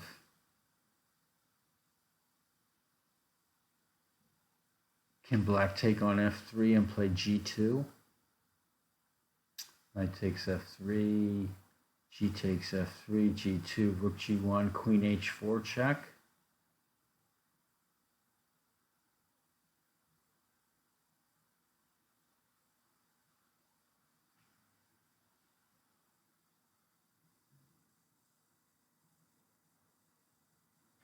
Here now, I'm the one using the tactics here.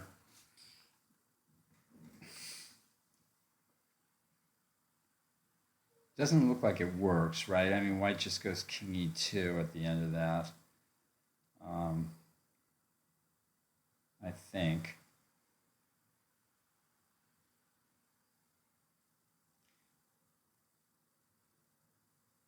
Yeah, doesn't seem to, I mean, if knight e4, maybe f5,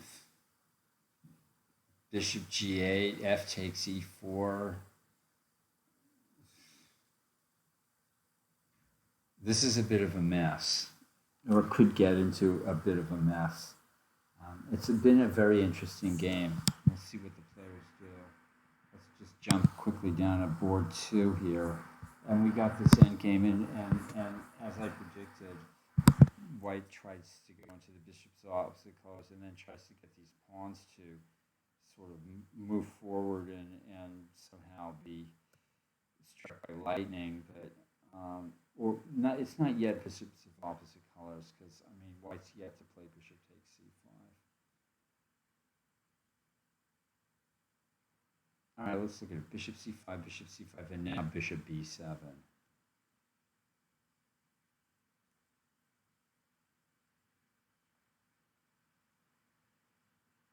If a5, bishop a6.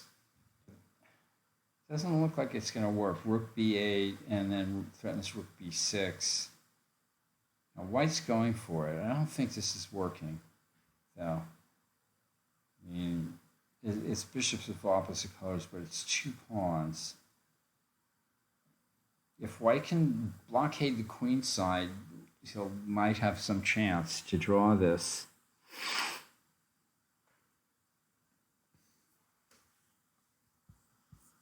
Okay, let's roll down to Clemens Acosta. Well, black has gotten himself into a pin on the D file. Can white exploit it? Certainly tries with knight e2. Black is starting to get extremely uncomfortable here. This is just, the threat is bishop takes e5. It's like this horrible realization that something is rotten in the state of Denmark. It looks like black is kind of falling apart here.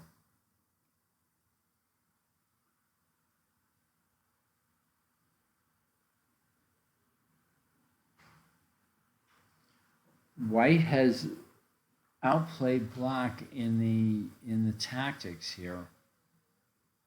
You know, in a very first of all, here finding this resource is actually quite wonderful. Black misses the chance to play knight f3 check here, I think. Instead, plays bishop d4 check. Yeah, missed the chance. Rook e8 doesn't work here, right? Knight takes d4. It's funny, this cross pin stuff. If bishop b6, rook takes d8, and knight takes b7. Yeah, rook e8 worked before.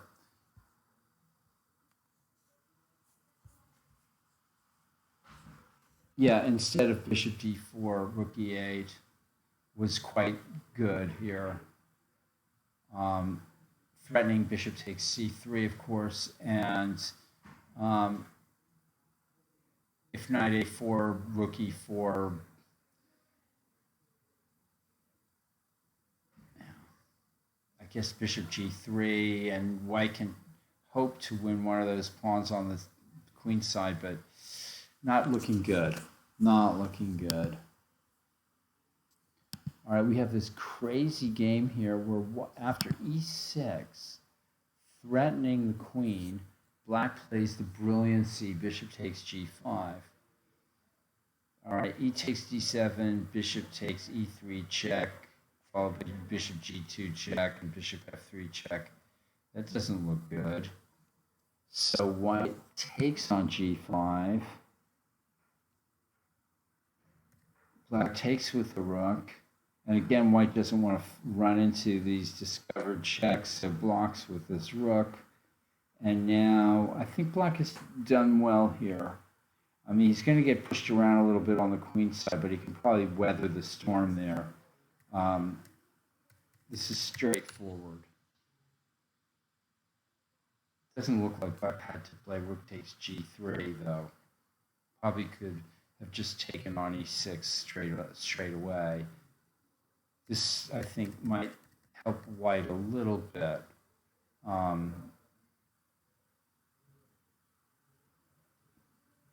Not clear. Okay.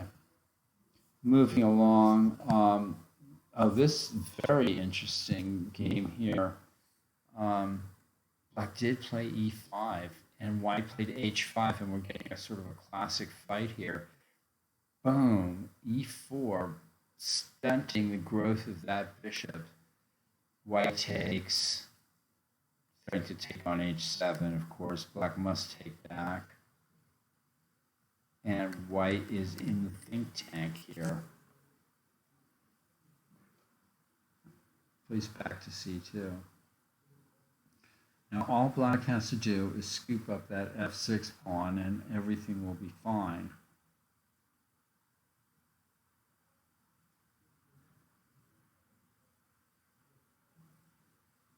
Position with a lot of danger for both sides, for sure. So black is defending well.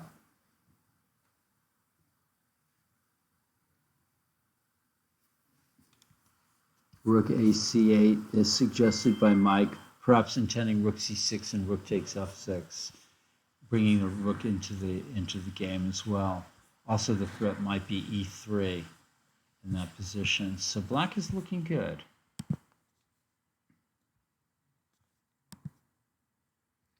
And black does play knight c7. In this game, I'm getting a call from Magnus Carlsen saying, you know, not quite, anyway.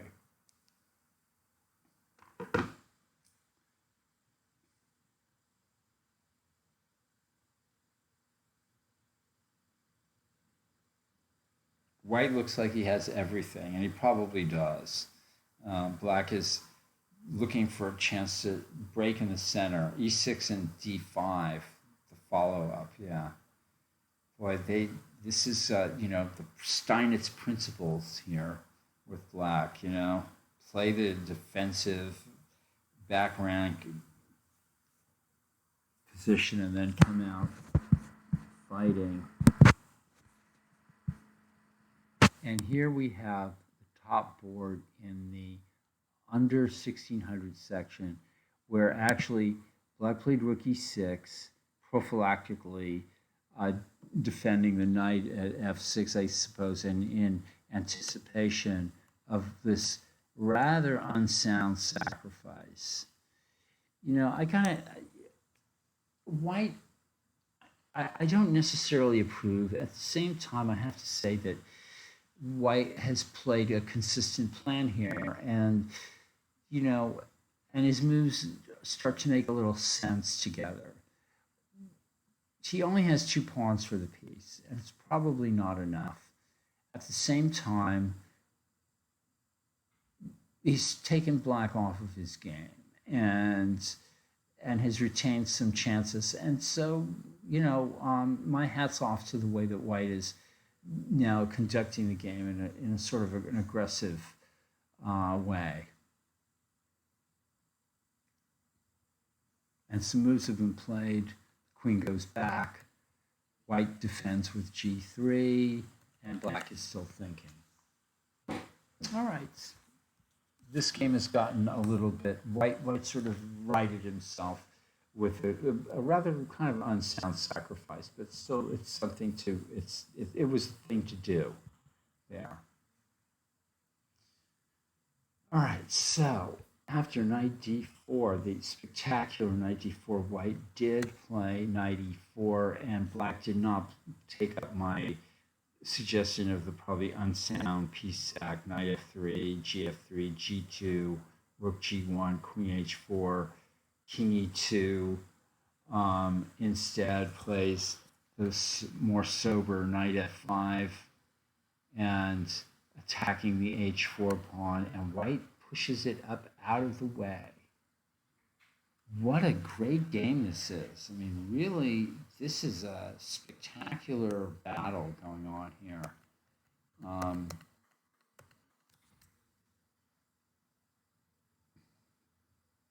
Like the way White has conducted himself, and he's made that move knight d2 work. Michael and I were wondering about this knight, you know, where should it go? Should it go to g1 when it was attacked with pawn at g4? Should it go to g1 or should it go to g5? And it went to d2, and Michael and I were worried about that. But really, look at it's actually kind of working its way. You know, the knight has ended up on e4, and who would have thought? Michael and I didn't even look at that. And now White has an interesting plan of rook d3. Michael suggesting a plan of rook e3, king e2, and rook hd1. It does look like White is taking over some squares here. And you know, I'm beginning to wonder about Black's position. Richard Liu is playing a great game here tonight, making the pieces work. This a5, I'm gonna, you know, here in this position, I don't think a5 was really the move. I want to play in the center here with and rook g8 too. Black played rook g8. Michael's idea of just being very straightforward and playing f5 and f4 here looks more to the point, you know, throwing the kingside pawns up.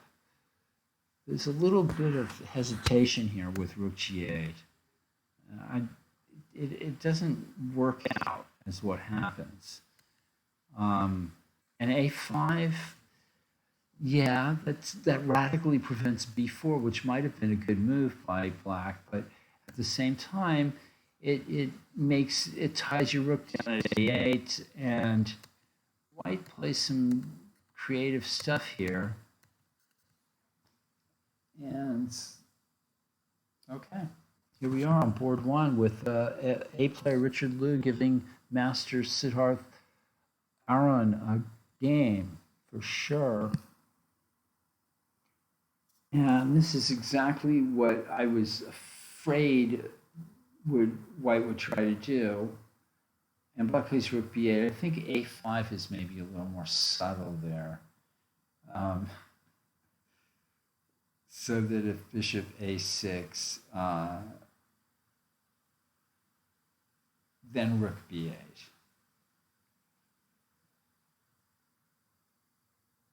Now white can play rook d7, I guess. And if rook fd8, rook fd1, I guess white's just not going to be able to hold this, I don't think. 2 pawns down is a lot. On board 4, black went back with the bishop. The only move it looked like, but it lost the b7 pawn, and surely white's winning now, or at least very close to it.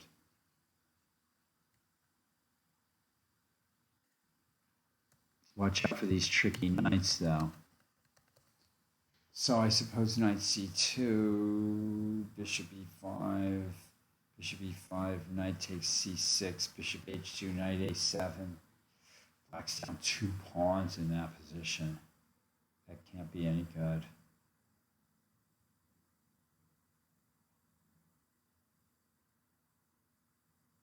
Oh, black can play knight takes a3. Huh. All right, let's look at that. Knight c2, bishop takes e5, bishop takes e5, knight c6, bishop h2, knight a7, knight a3. Black is doing good there.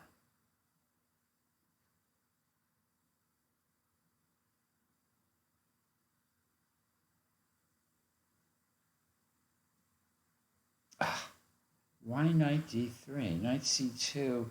Knight d3 is duplicating this. He's not calculating here.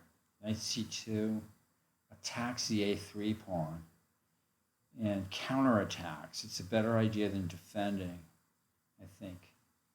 Bishop e5, knight e5, you're just a pawn down in that position. So if knight c2, bishop e5, bishop e5, knight c6, but then bishop takes h2, knight takes a7, knight takes a3. That's what the variation I was just pointing out, Michael. Interesting. Okay.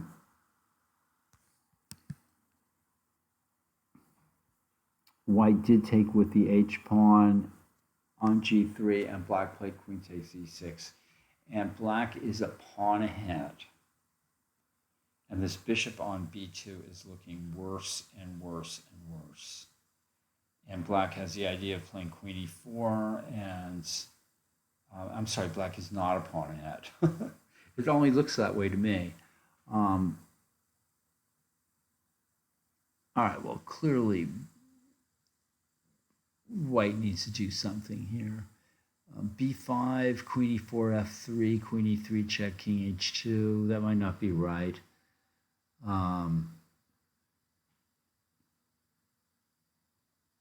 If a4, then, I see, a4 in that position.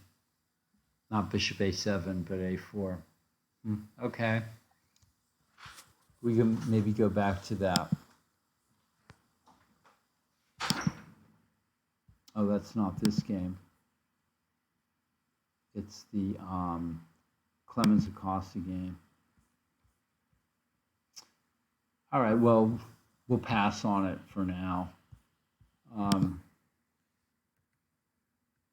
White played bishop back to e3 and black played a6, and black is just hanging on here.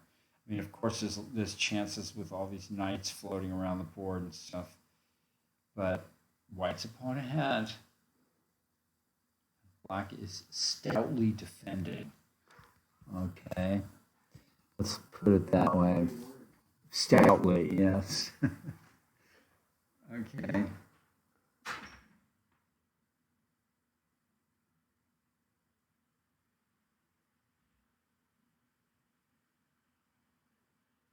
All right, queen e4 is, Knight c5 seems to be a good move by white here. I'm not sure what he's thinking about.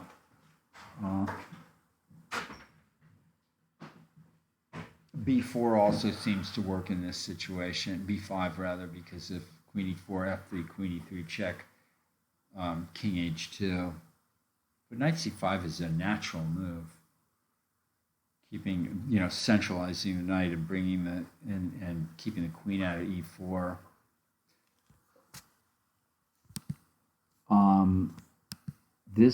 This was very exciting game here. Let's see what happened. Black played queen c6, immediately hitting the pawn on f6.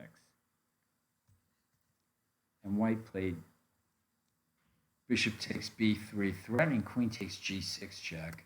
And black took the pawn at f6. And it looks to me like this also eliminates almost all of black's worries. And this is just getting better and better and better for black. I'd say black is close to winning now. Persitsky played a good game, but just kind of took his eye off the ball. Is that what they say? Rookie, if this was a ball game, that's what we'd be saying. Queen d4. Nice move. If you can get it.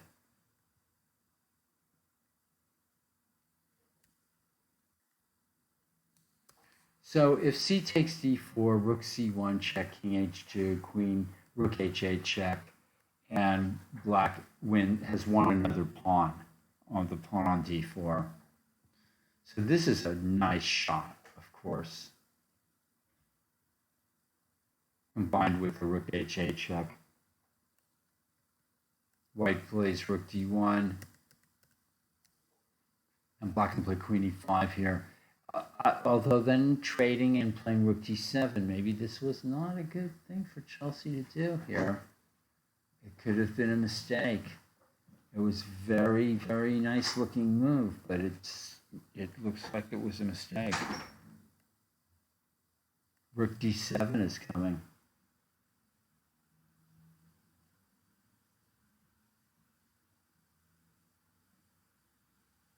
Interesting. Black should have maybe just played rook h8 here. And then doubling on the h file.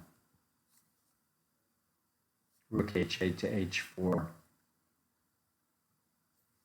Queen distracted, black plays queen d4, but rook d1, queen f6. Okay, so now rook d7, rook e7.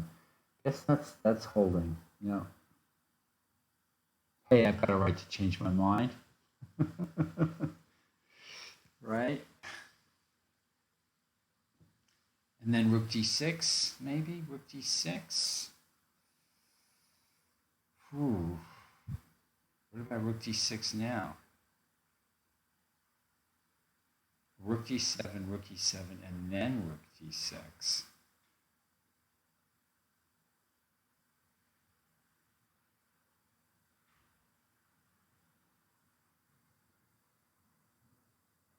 What are we going to do there? If queen e5, trade queens and play rook d7. Black could be in trouble. Rook d7 threatens the bishop, threatens the f7 pawn, seems to force rook e7, and then the rook returns to d6, attacking the queen. The queen has two squares, f5, maybe a queen f5. Okay. Okay, queen f5.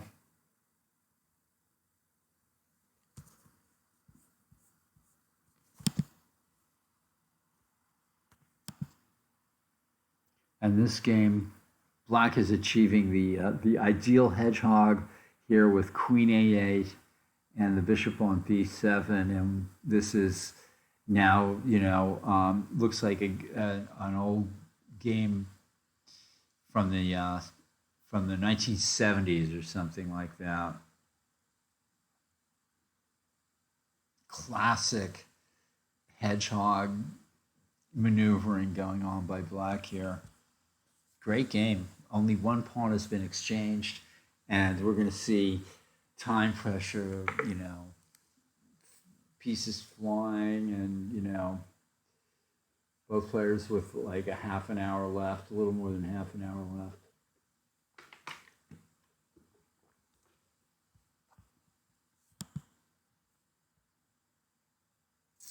And going all the way down to the bottom board, where white has just sacrificed a piece for 2 pawns for nebulous compensation, and yet this was completely the thing to do. And the game continues. He's made it interesting. Let's run back up to this game where white does indeed play rook d3. And the idea is to play king e2, I suppose, and rook hd1.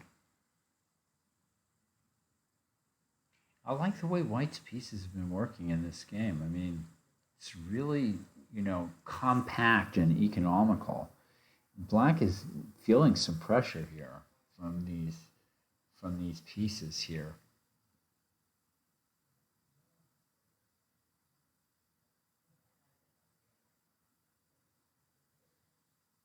So king e2, and if bishop d5, I guess rook d5, probably attacking the knight, which I guess can go to h4, but then d6 hangs.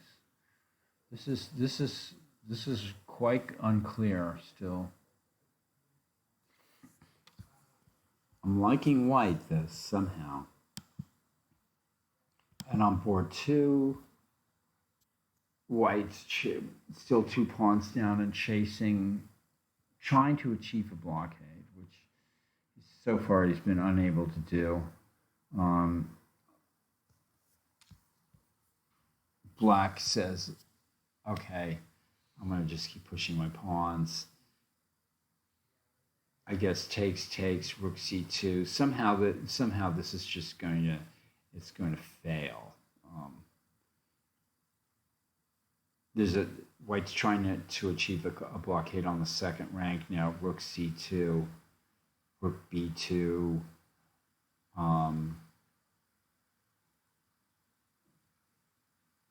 Oh my.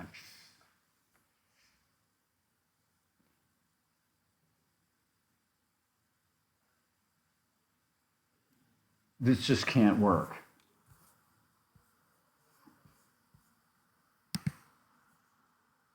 All right, we're going to go to Clemens Acosta. And this game, quite a struggle here. Just a minor piece mess. Okay, white's trying to trade off one of these horses. And black is having none of it. Says, you can't have my horse. And he's threatening knight c4. And look at this, knight to c1 was very odd. Bishop d4 looked like a good move, but white plays king e2 first. White's got to be better here. I mean, a pawn ahead, and king is getting centralized. Weak black pawns on the queen side. Black better get something going here fast, or this is going to get worse and worse and worse.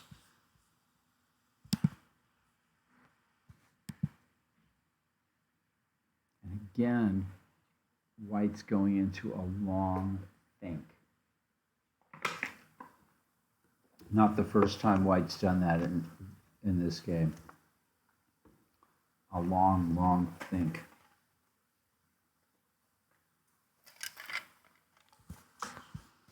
Okay.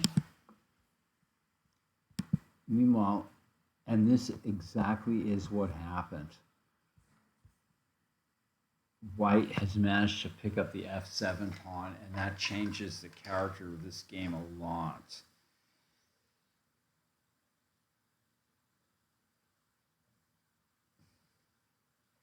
Still, black is better, if not winning, but it it was better before.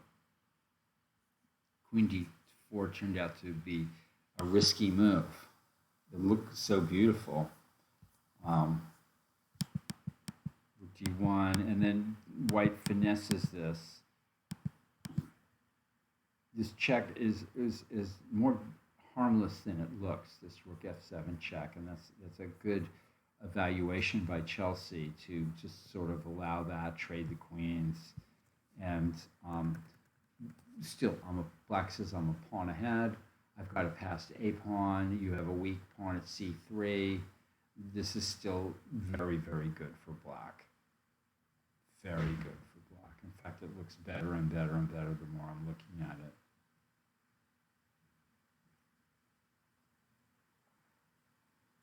And probably just an easy, in fact, it's looking like an easy win almost at this point. F4. F4, says Mike. Wow. Okay. I guess I can't take with F. He takes F3. Maybe rook F5.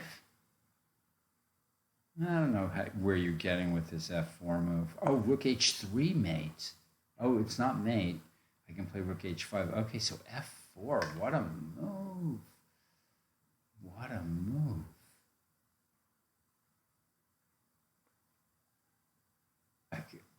Wow.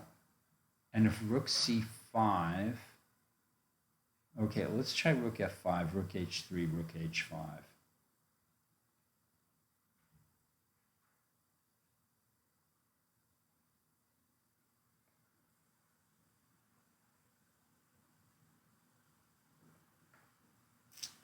Okay, I want to play rook F5, and on rook H3 check, I want to play rook H5. And then if you trade, well, that's what black wants, I think. If you go back with the rook to E3, it's my move. I guess you could go to G3. Dangerous with the threat of rook F6. Wow.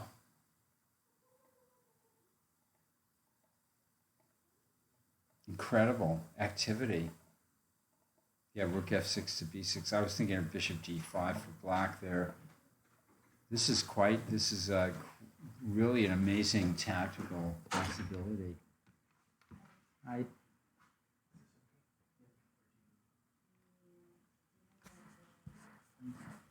Okay, let's see. Let's roll down to Uribe, Stafford. Okay, so black makes a fatal mistake of moving a piece beyond the third rank.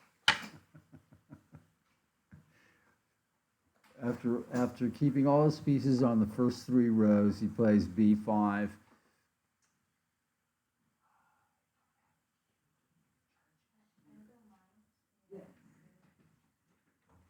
So c5 is played by white. And black can just hold the fort here by playing a6 maybe. You don't want to hang anything. Although you could take on c5 and play knight e6 maybe. Or then bishop e7. Gotta watch out. Suddenly it's going to get tactical here, folks. Or just knight e6 first. Okay, I like that. Yes, that's the move. b5 isn't really hanging because e4 is hanging. This is great. Great stuff. Knight e6 is the move. Will he find it?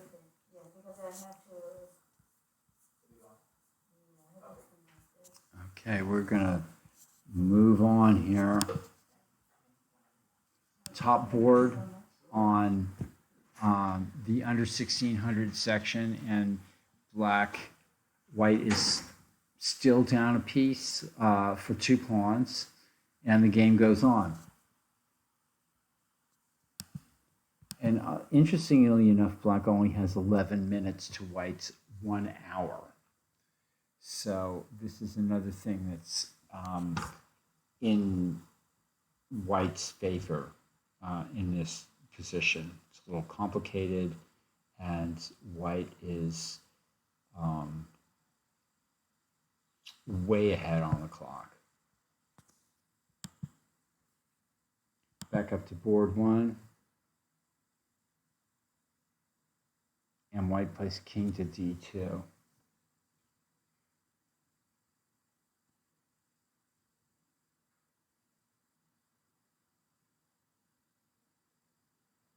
So why king to d2? Which I mean, I can understand. It seems to gum white's position up a little bit. I mean, the king was probably safe on e2. I don't know. Maybe g2 is the right way to go to get off the e file.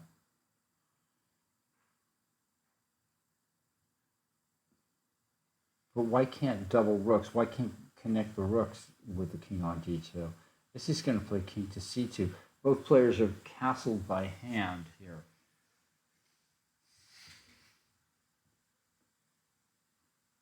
Run the king to the queen side, yeah. Okay.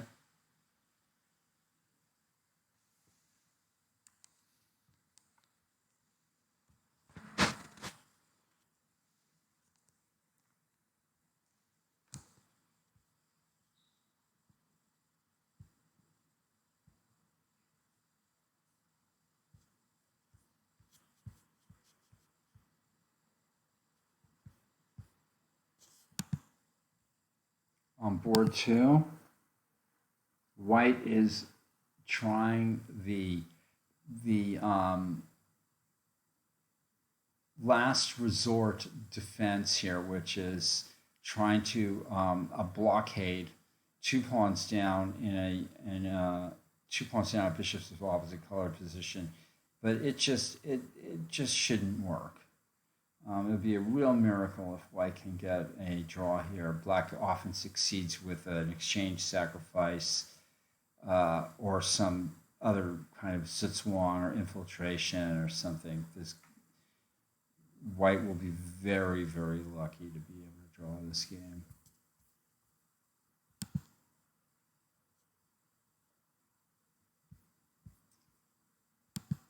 But he's giving it a try.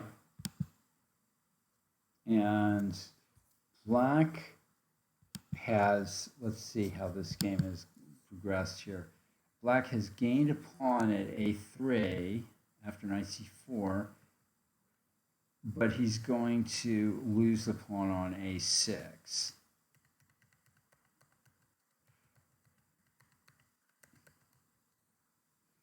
Still, if black can eliminate these, if white can win both the queenside pawns,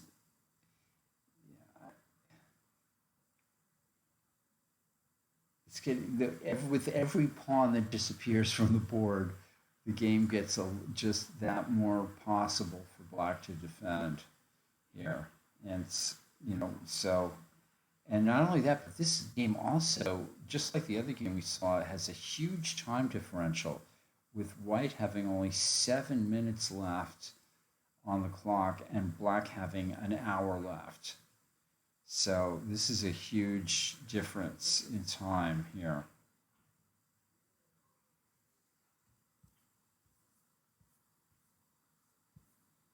And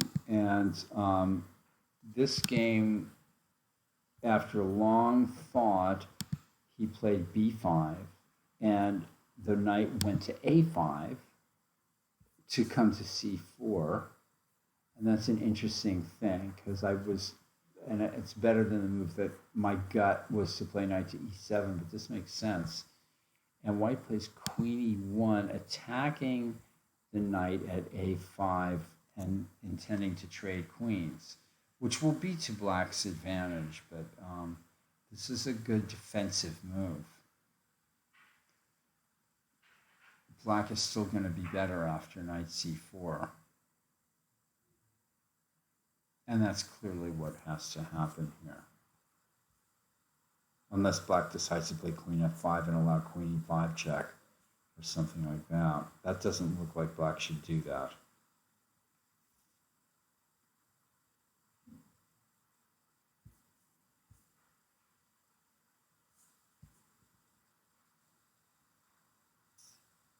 Black is better. Black is better in this endgame. And found f4. White found f4. Setting up mating threats. If rook h3, rook h5, the rook can go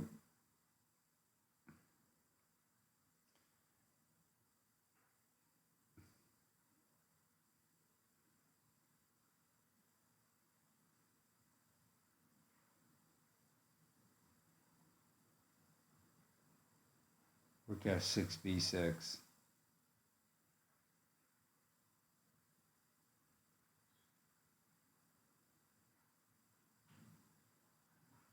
Can black take with the king? So after rook h3, rook h5, rook takes h5, king takes h5. You're probably close to getting mated, right? With king.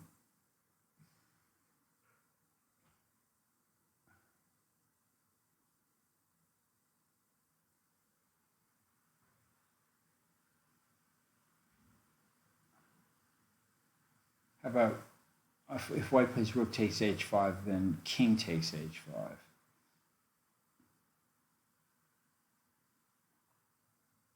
Rook h7 check, king g4.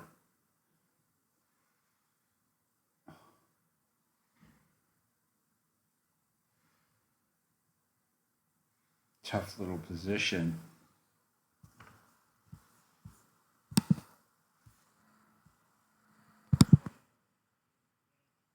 Black played d5 instead of knight e6, which we were looking at. Oh, that leaves that white pawn at c5 as dangerous. If white can navigate his way through this complications in the middle, he's going to be a lot better here, I think. Right? I think that was a mistake, perhaps.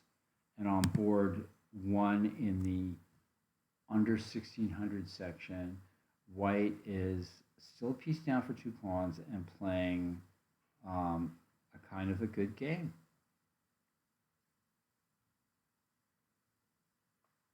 It's not easy for black to exploit white as a very solid position. Okay? And as well as black has under 9 minutes and white has 52 minutes. So let's see, and I'll tell you the time situation here. So after king g2, black traded on d5, white took with the rook, attacking the knight at f5, and played queen e6. Surely white is better here now. I mean, queen f6 looks like a shot here, maybe even.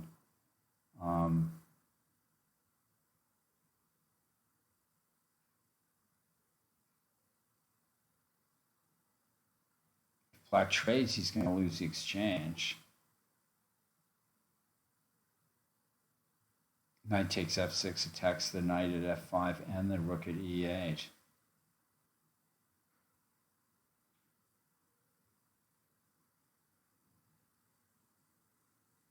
Queen f6 threatens the knight at can black play knight takes e3? Queen takes e6, f takes e6. Rook takes d6, knight c4 check. Wow, black, that would be such a turnaround. Amazing. So if queen f6, knight takes e3. What a shot.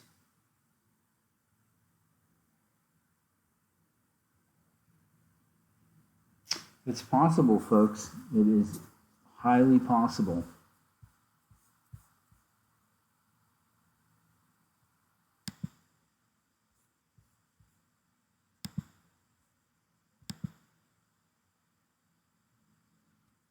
All right, we've got some moves here.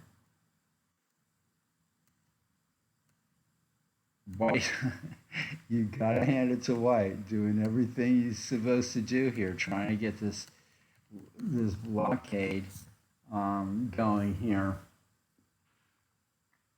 Anticipating f5 by being able to play takes and rook g6 check and bishop takes f5. You know it's not going to work in the end, but it's just White is really trying to throw the spanner into the works here, and this is how you're supposed to do it. Black has to find the way to break through here. And White's been playing some very, very resourceful chess.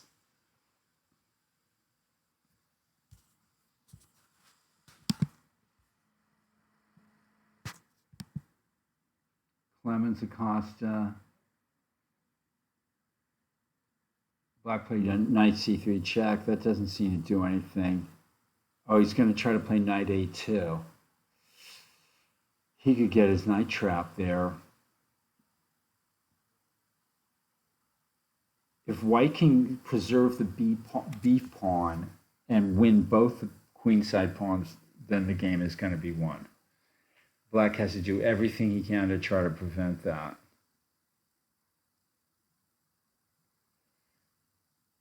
Meanwhile, White is way behind on the clock as well. So that's also an interesting factor here.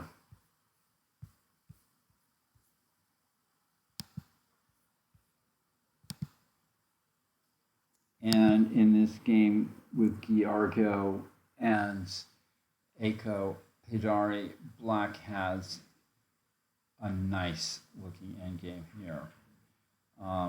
White has some chances to draw with the bishops of opposite colors, but that bishop on b2 is just horrible and needs reactivation in the worst possible way.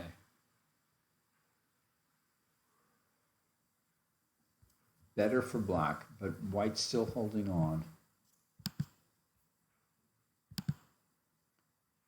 And White is thinking with 47 minutes to Black's 11 minutes. Where's the win here, Michael? For White. Rook h5, king h5. Not g takes h5 because of rook f6 and rook b6. That would be not good at all.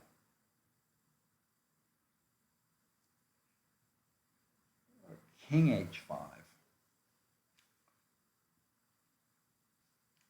Then rook f6 is possible, I would imagine, threatening rook to b6. Black breaks the pin somehow, and then White can probably win the g6 pawn by bishop d1 check or bishop f7 or something. Just get the impression that this game could peter out to a draw if Black can somehow utilize that a6 pawn, but it's a long, long way. And White found a really nice move here with f4. Really changed the complexion of the game. This has been a good game overall by Black, but marred by some tactical errors here along the way. Been a real uphill battle. It's sort of a typical of the A player class here.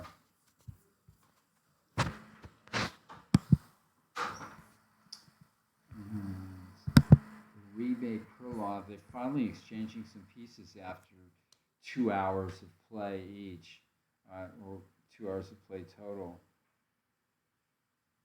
And Black gets some freedom here, but White has this beautiful pawn at c5. And somehow this seems like a failure for Black. And unless there's some immediate reward, like bishop takes d5, threatens bishop f3, knight can go back to e1. Black has some activity here. It's not all it's not over yet. I mean, black is getting quite a bit of freedom here that he didn't have.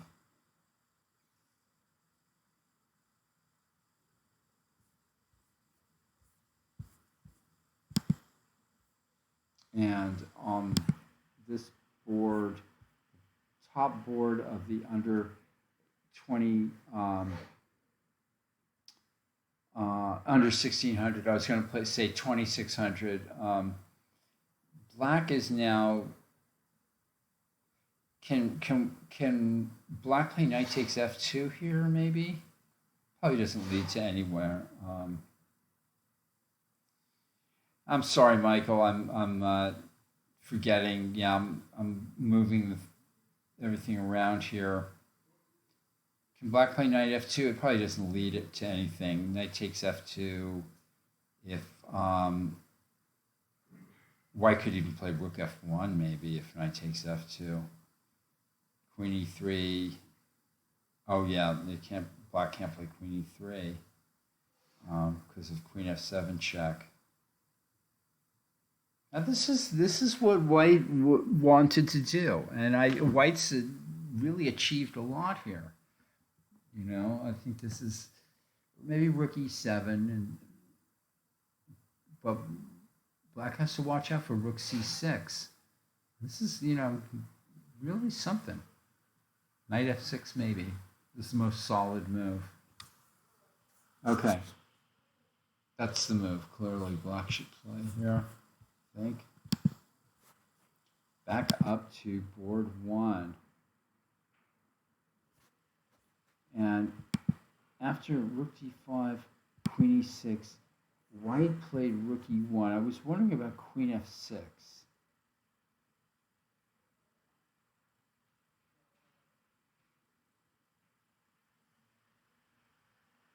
But then knight takes e3. So white played rook e1, and black strikes with b5.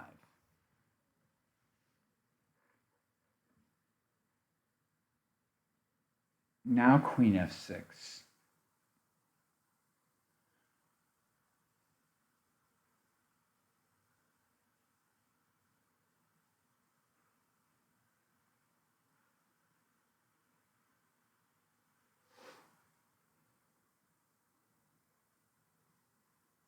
Well, he just played rook e1, so I'm not sure about king c1 here.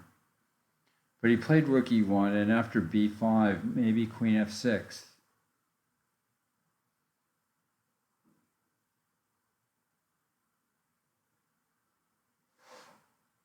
Now knight e3 just doesn't work after rook takes e3.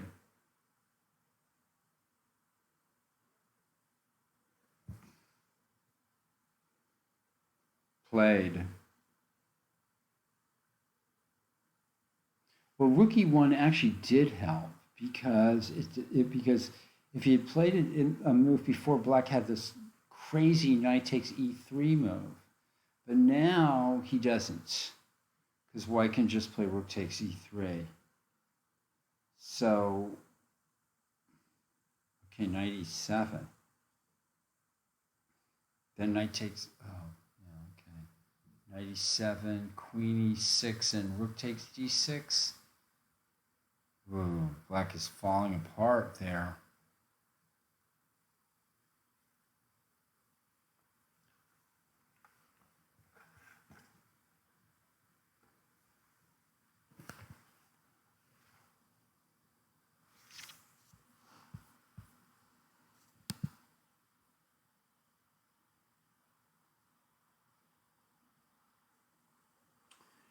Okay, folks, I am going to see if I can take a 5-minute break,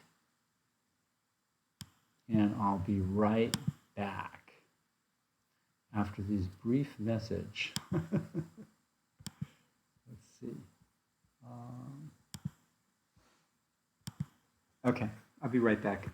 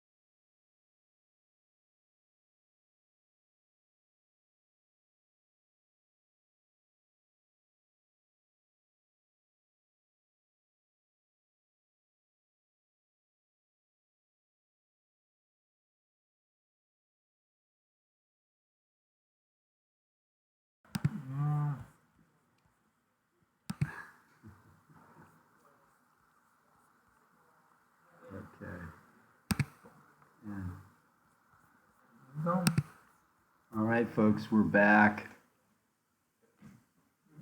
We are back and live from downtown San Francisco in the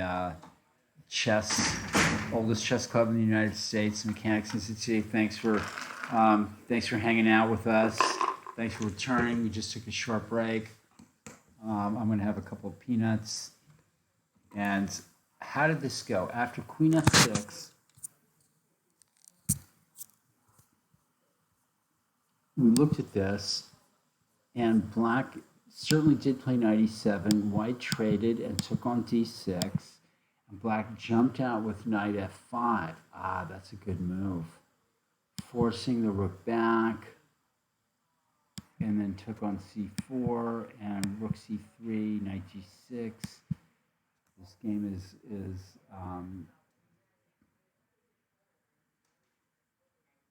so if White plays knight d6, king d6, rook c4, Black plays rook a b8, I guess.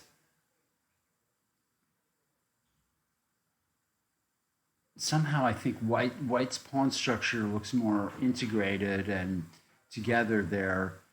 I think should be good for White. I think just trading and playing rook c4. I think White should be a little bit better there in that position. Board 1 here. And on board 2, okay, we're going to get a result here on one of the boards. Yeah, a game that we never saw, but it ended in a win for Nicholas Wang on board 3. Okay. And here we see White trying to keep the blockade. And is the blockade possible here?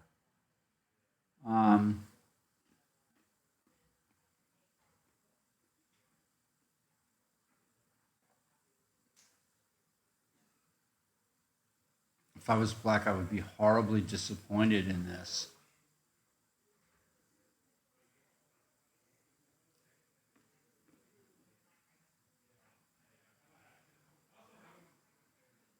At this point, if I'm Black, I think I want to try to not exchange rooks. I was thinking, does this work? King b4. I'm not sure I see it.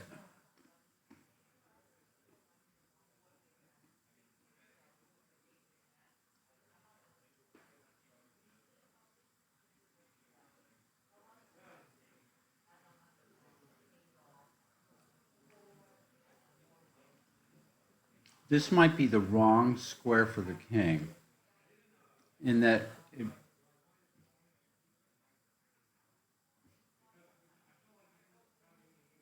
I think d1 was as a safer square.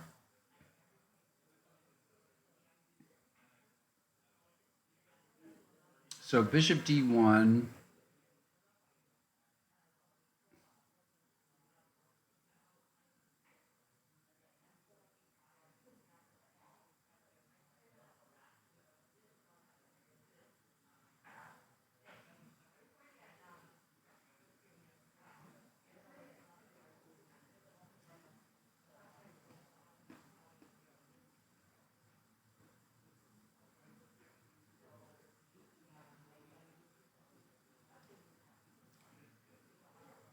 And Black could conceivably get another pass pawn by playing e4 at some point, maybe even now. It's dangerous giving up 2 pawns to create a pass pawn, but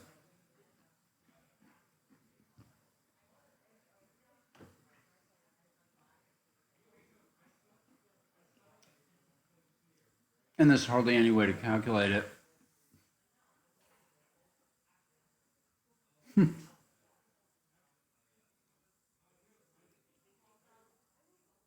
This game is, a real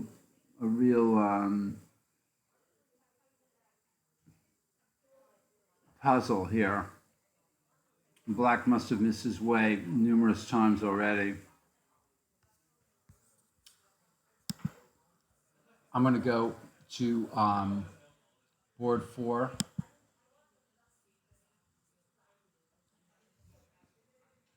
Where white is doing well here. If white can take both these pawns on the queen side, the game will be over, and it looks like he's starting to do that. I mean, over is, it's not over until it's over, but starting with knight takes c6 looks like a good place to start.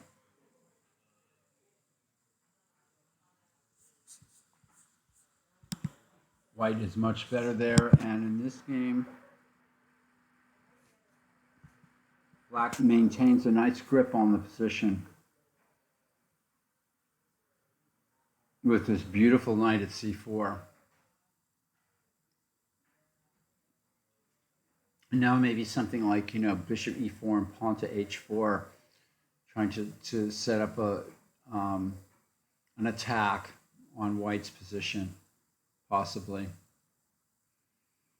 White's trying to play knight b4, knight c6, knight e5, but he might be too slow. We're going to have to see. By the way, white has 1 minute left on his clock, and black has 36 minutes. So, and Michael, you're back. And black was sinning easily.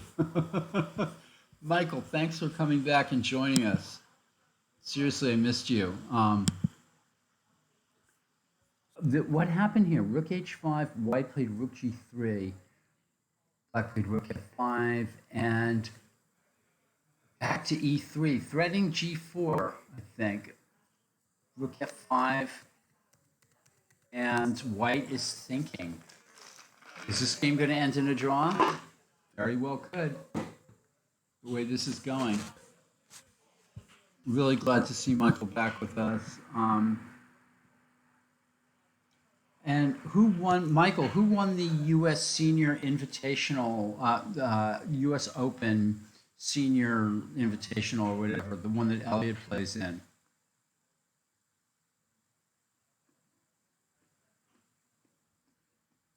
I think Elliot lost to Doug Root, the game we were watching on the Chess Cafe.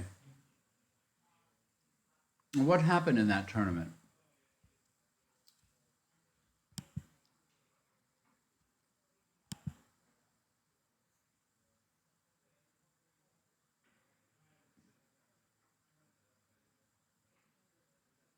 Oh, so a Russian won it. A Russian emigre won it.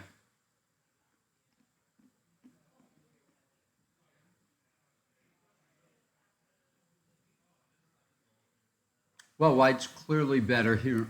Excuse me, with the peanuts. White's clearly better here with the pawn at c5, but there's a long way to go in this game.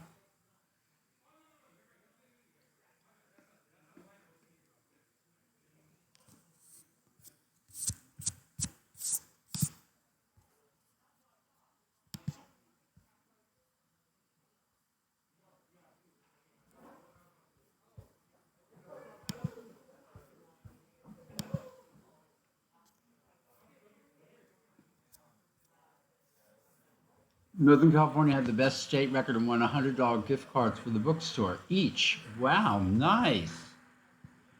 Fantastic. All right, here is board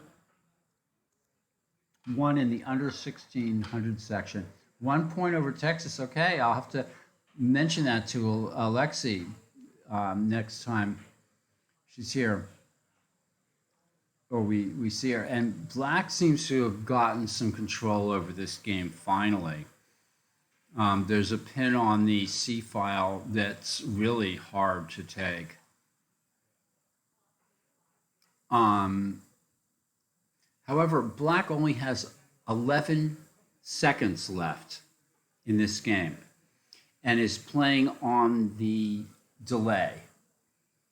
So as long as each move is made within 5 seconds, black will win, but will make the time control. But if black is not careful, that time can disappear quite quickly.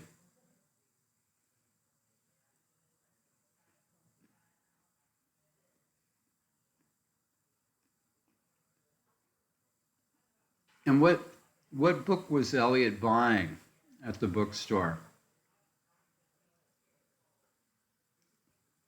A chess book?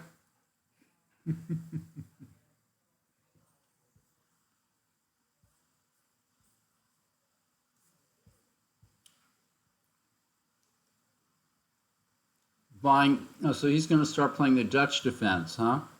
Okay.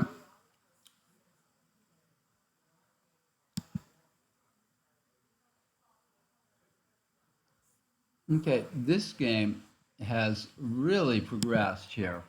White did play knight d6. This is top board. Uh, rook takes c4, and black played rook g8, prophylactically defending g3, and maybe intending rook g5. White brings the king into the center, defending the b pawn and opening the way for rook d1 check, and then defends the rook lateral, the pawn laterally. And who knows if these are the best moves, folks?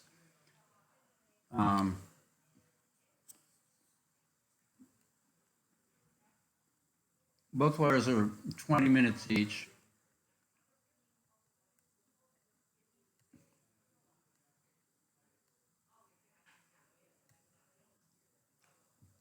And both the rooks are trying, all four rooks are trying to find something to do here. It's very interesting.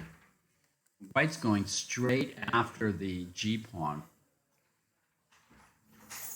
Then White wants to play rook f3 and rook takes g3.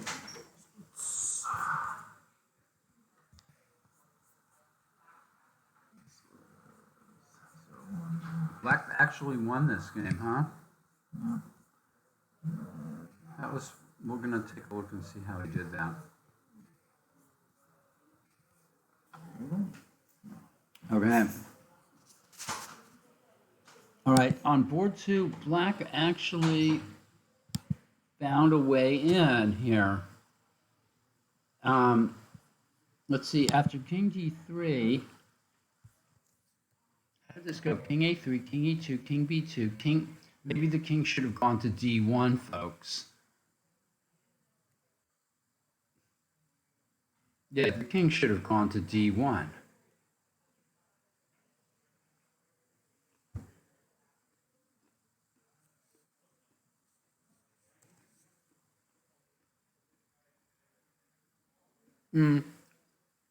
Same problem.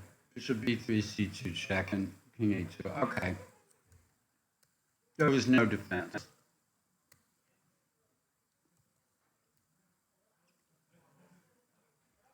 I assume White resigned, coming up to c2 and king a and king takes a2. Okay.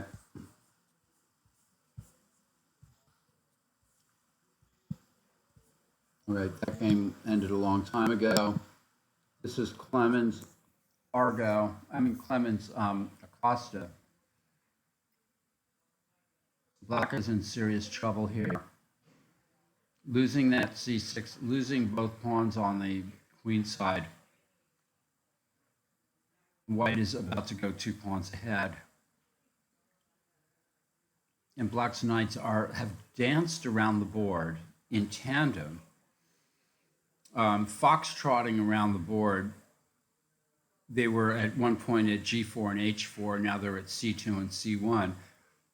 But nothing really has been accomplished. White seems to be winning this game.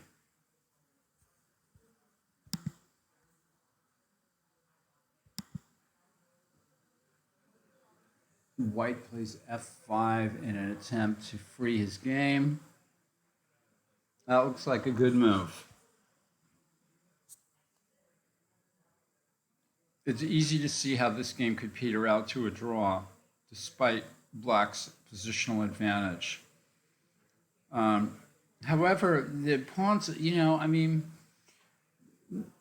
pawns on the queen side are weak, so there's still a lot to play for in this position. Still a lot to play for. Okay, this game ended in a draw. Wow, very interesting.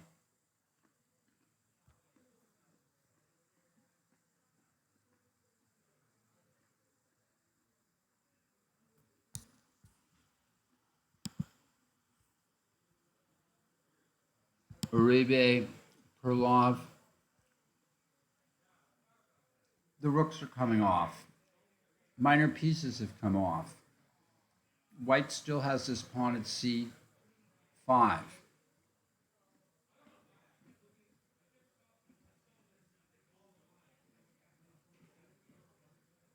It's not going anywhere anytime soon.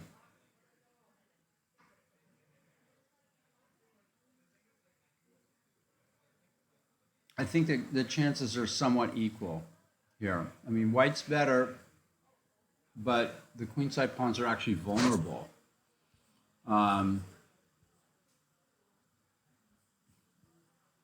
So Michael thinks that white is just comfortably winning.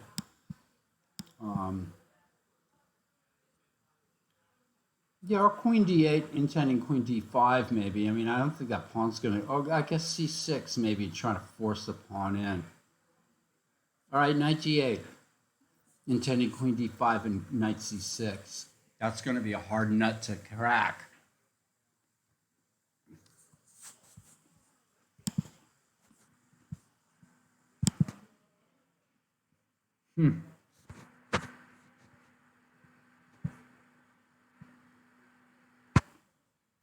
Well,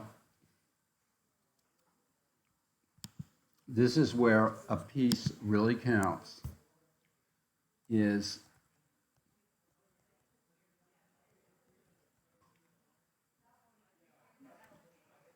white tried to force matters with pawn to e4 here, probably feeling a little bit desperate. Although there's a chance of playing g4 and h4 and g5 or something, but plays e4 instead. And black takes the chance to simplify a classy move. Knight takes e4, obviously, and queen takes e4. Knight takes e4 might be met by d5, so boom. There's the pin. Black forces again with bishop d2. And white, no matter what happens, no matter how these pieces get exchanged, it's going to be winning for black. One way or another. Black knight is going to get back in time, and black is going to win this endgame. Very good. Black is still on the increment, however.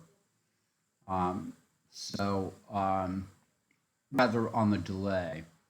Now has only 5 seconds with the 5-second delay. So it's, black has to move quickly, but should be able to win this.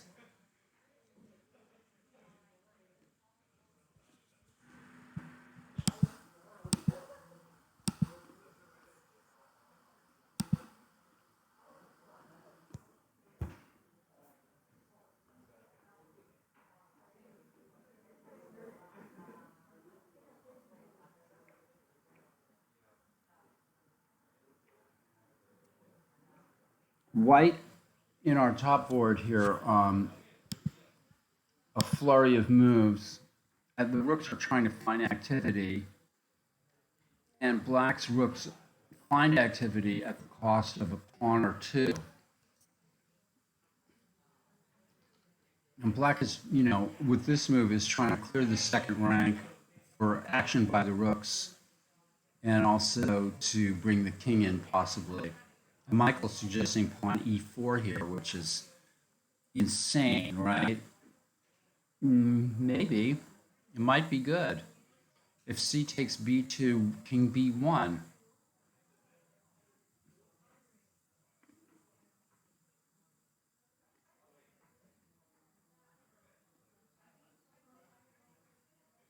To get the rook at g3 into the game. Nice move. Pawn e4.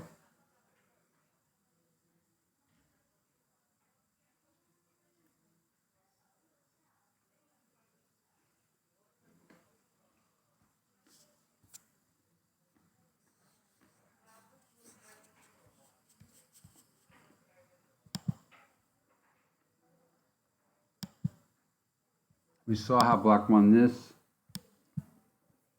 We didn't see how white won that one. Clemens Acosta.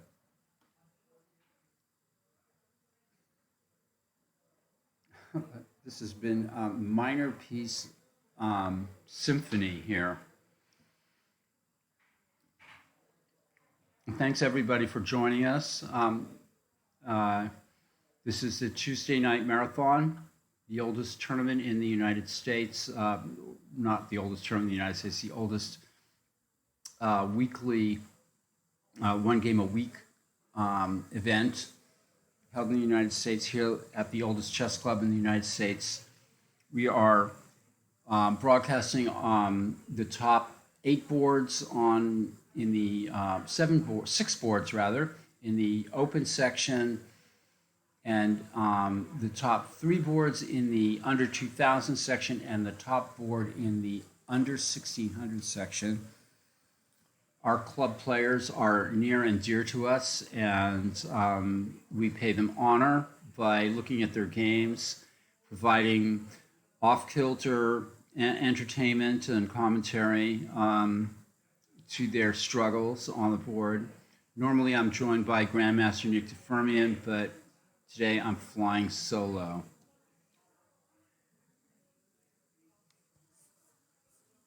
White is winning here, but well behind on the clock with only 2.5 minutes left to black's 21 minutes. And this game, the white knight is dancing around, and the black bishop would probably rather be at f3.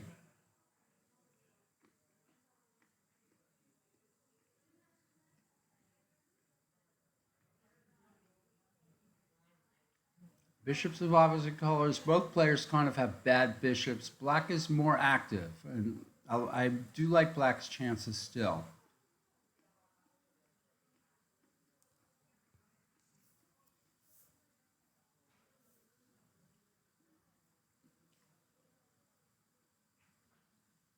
Rook e4 in this position, threatening to take on d4.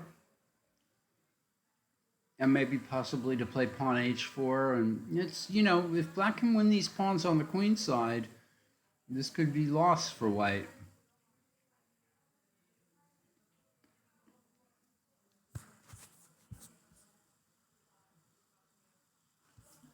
Black's task is to exchange these pawns on the king side so that the bishop's not tied down to the defense there, and then to try to win these pawns at a4 and b5 by attacking them with the knight or something, or with the rook from behind. Anyway, that's the idea. Maybe starting with rook e4 and then pawn h4.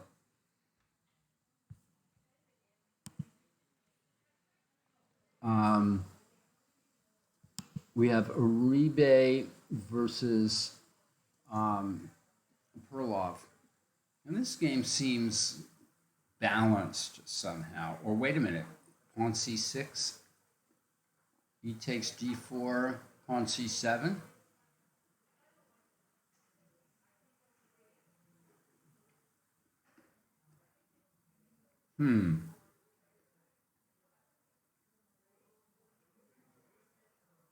Black could have taken on d4 and played queen d5.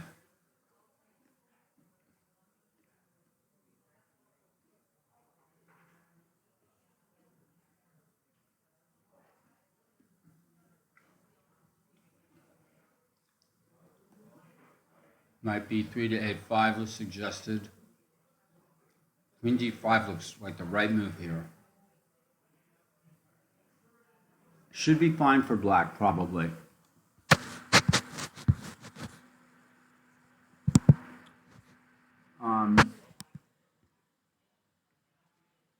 And white resigned here. Okay? And this is a well-played game by both players. My hat's off to these players, particularly White, who's playing in his first ever tournament and only has a 400 rating, or I guess maybe it is a provisional rating or something. But was 3-0 going into this round and lost this game, but Black had to play a very good game. And this was, this was not a walk in the park. This was a tough game played on this board. Let's run up to board one. And of course, Black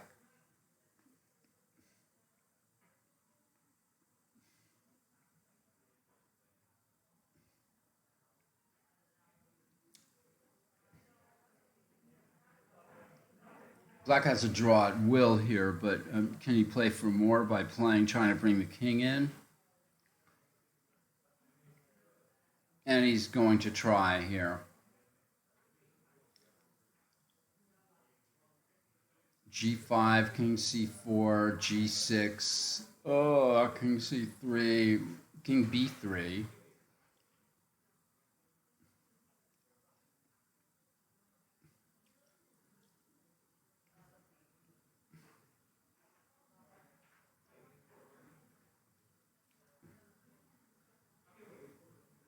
Somebody want to help me on this one, folks?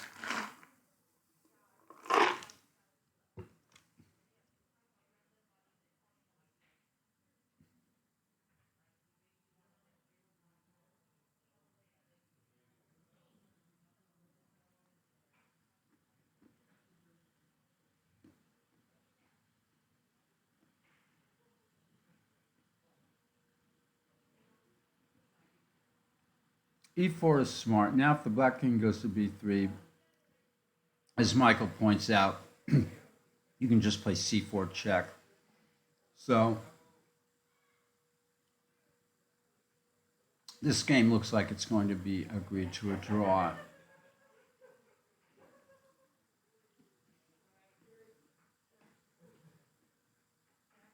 Black is going to have to take a perpetual check.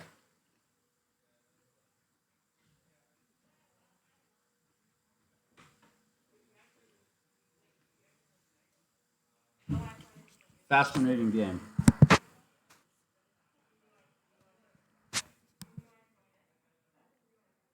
And we have this game where it's been non-stop minor piece play here.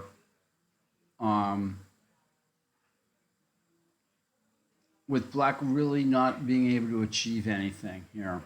White has, black has been sort of hoping for something to happen, but nothing has happened, and it's just looking more and more hopeless as we go along here for black. And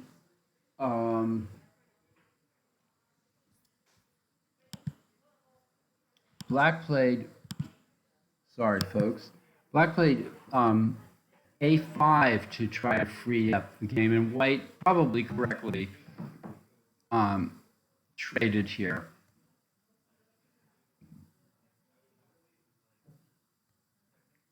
And played rook e1, trying to eliminate as many pieces from the board. Black trades, and now can play knight b2 and win that pawn. And this could be tough for white.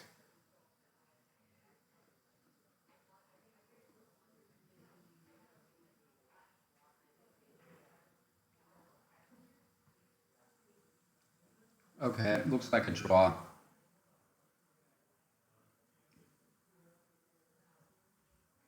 It would have been nicer for black if the king-sided pawns had been eliminated.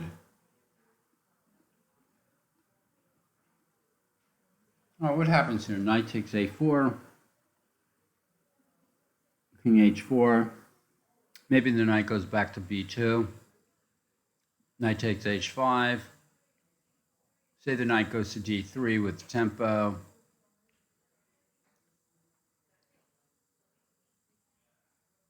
Yeah, I don't see much. I mean, yeah, white can probably sacrifice the bishop for the b pawn, and black will have to maybe sacrifice his bishop for the h pawn or something along those lines. Aiko does have 15 minutes compared to 1 minute for Guy Argo. Uribe, Perlov.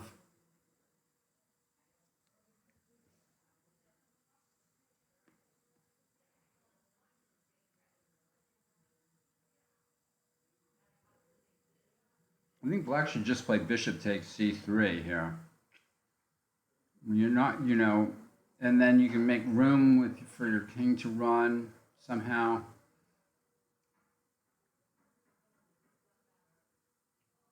There was opportunity to do that earlier when it was less dangerous, but I think bishop takes c3 looks like the right idea here.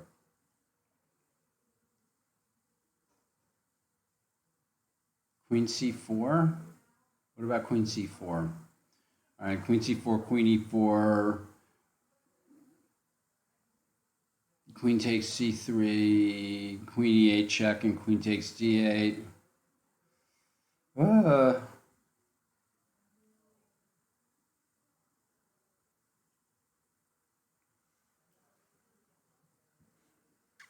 Queen c4, queen e4, bishop takes c3. Queen e8 check, king g7, queen takes d8.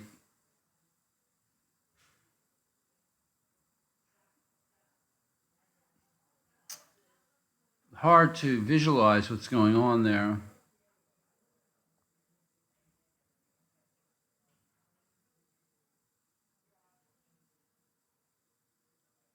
Yeah, but just bishop takes c3 is probably fine. I mean, I don't think black is going to get mated on the long diagonal. Queen c4 is played. It looks to me like white has to play queen e4.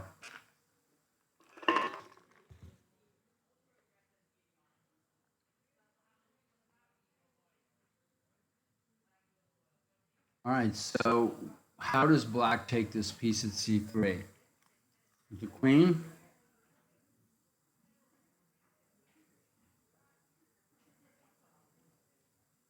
Bishop takes c3, queen e8 check, king g7, queen takes d8, and then bishop takes b4. Isn't white running with the c pawn? Somehow.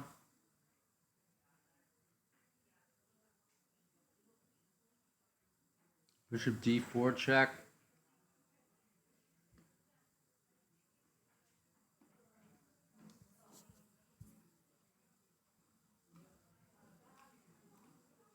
I think black is messing up here.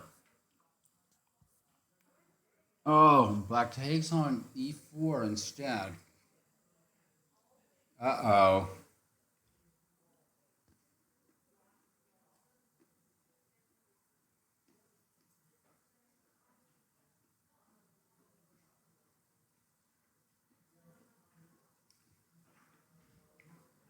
Black is going to get the b pawn, but white's going to get the b pawn. They're both going to get the b pawn.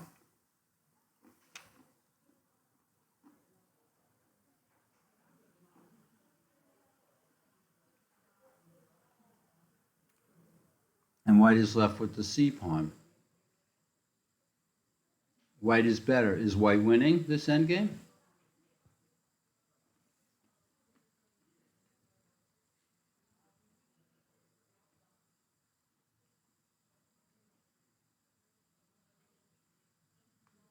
White could be winning this endgame. He needs to get his king up there really fast to c4 or something like that. Yeah, the b pawns are going to be gone. And now white needs to express the king to c4 as fast as possible without losing the without losing the c pawn. Probably should be. I mean, black looks like he's fast enough with king f7 or something. We will come back to this exciting moment, and we're going to take it up because white is dying to make a new queen. And black has a perpetual whenever he wants it. If black plays in king to b3, white's got c4 check, and that's going to be sufficient. If black plays rook g, b2 check, king c1, rook somewhere, threatening rook a1 mate, white will just return with the king to b1, and keeping touch of that black rook.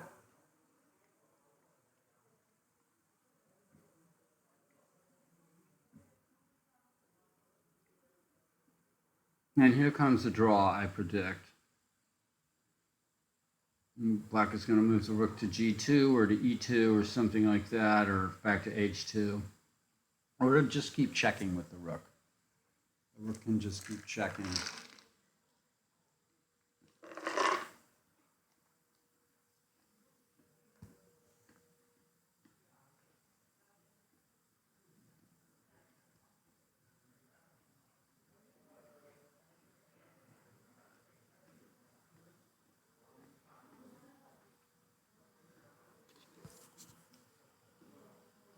This looks like a hard-fought draw on board one here, folks.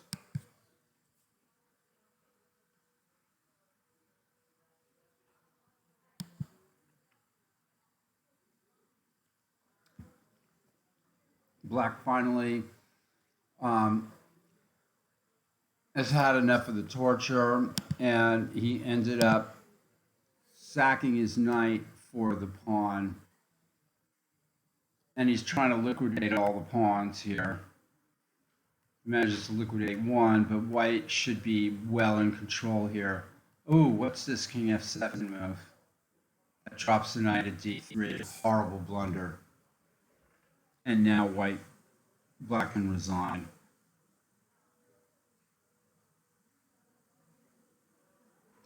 You're kind of late to the party.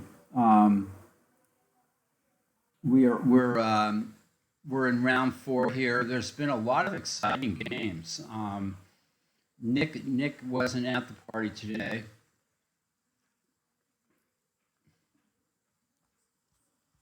That's a dangerous policy to let your opponent make a queen. You know, you never know. White might try something like rook to f2 or something like that and scare you.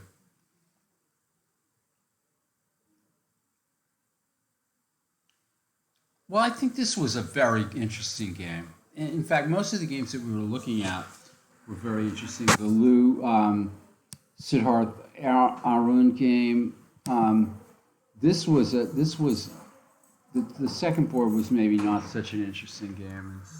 Top board drew. Yeah. So that game did end in a draw. I have my boss Abel here. Plugging in the result because I haven't learned how to do it yet. I poured all the knowledge. Oh, yeah. This game was really fun actually. Going all the way back here.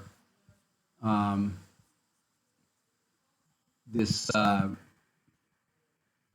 thing white takes on d5 in the Benoni. It didn't lead to anything. And in fact, black, but then black played very enterprisingly with g5. So this, and the game just hung, and then played king d7 and castled by hand. And white found this interesting bishop d3, e4.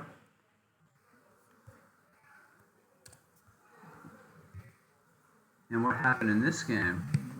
Okay, they drew. And lots of draws in this round.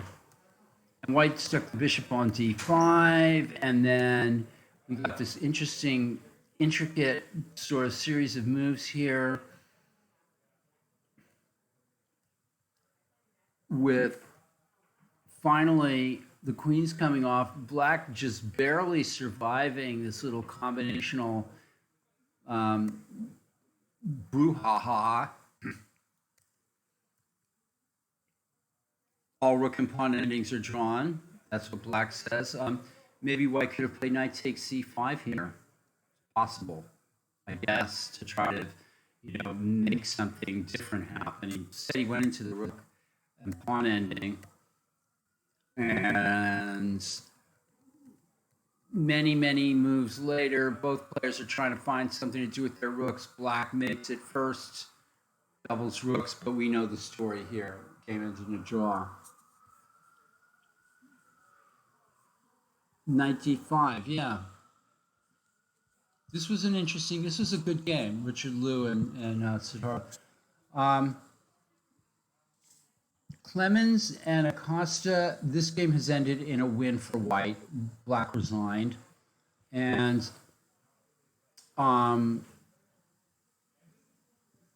this game between Uribe and this game has ended in a draw. And I'm trying to figure out why here. It's black's move.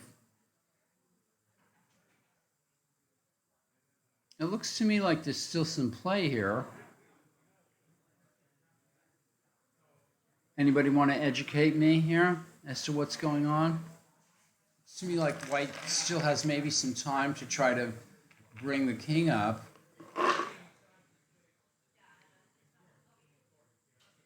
I'd be quite happy that I got a draw with black here.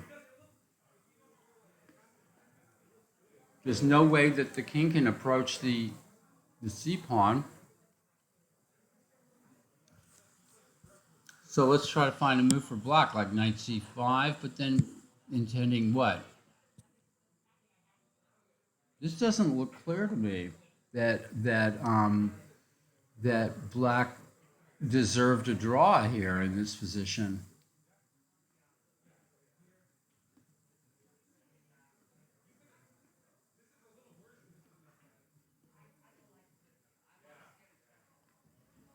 Can somebody help me?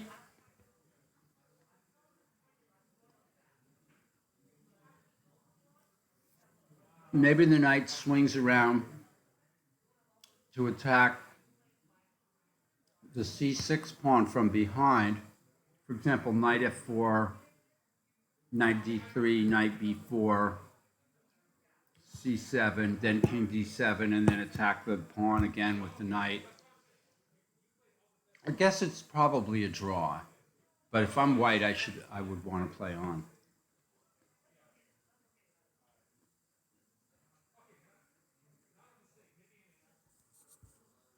Okay.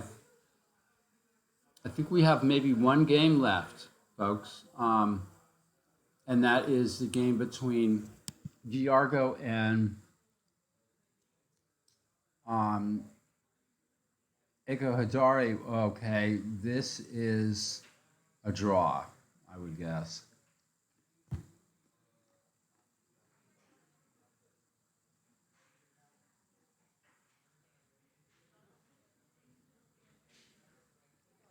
Although white's about to take 2 pawns here. Wow.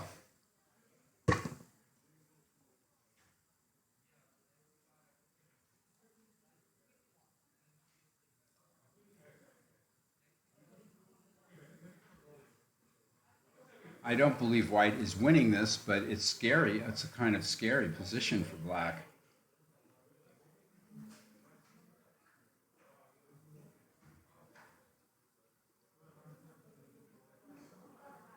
White is winning,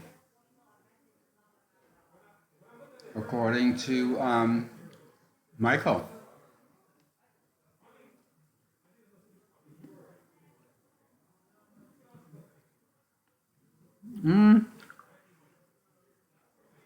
This looks like a draw to me.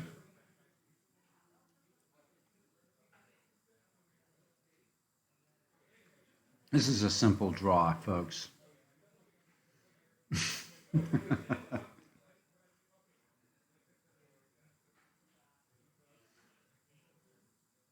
It looked kind of scary there for a minute, but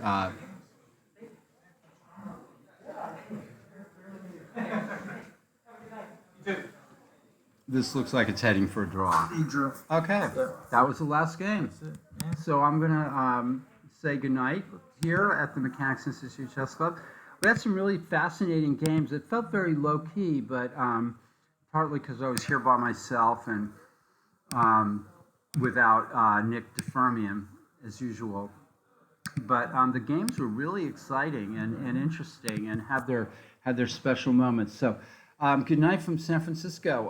We'll see you on Thursday for the Thursday night marathon. Yeah. And I'm Paul Whitehead. This is Abel Talamentes. See you Thursday, We'll everyone. see you all.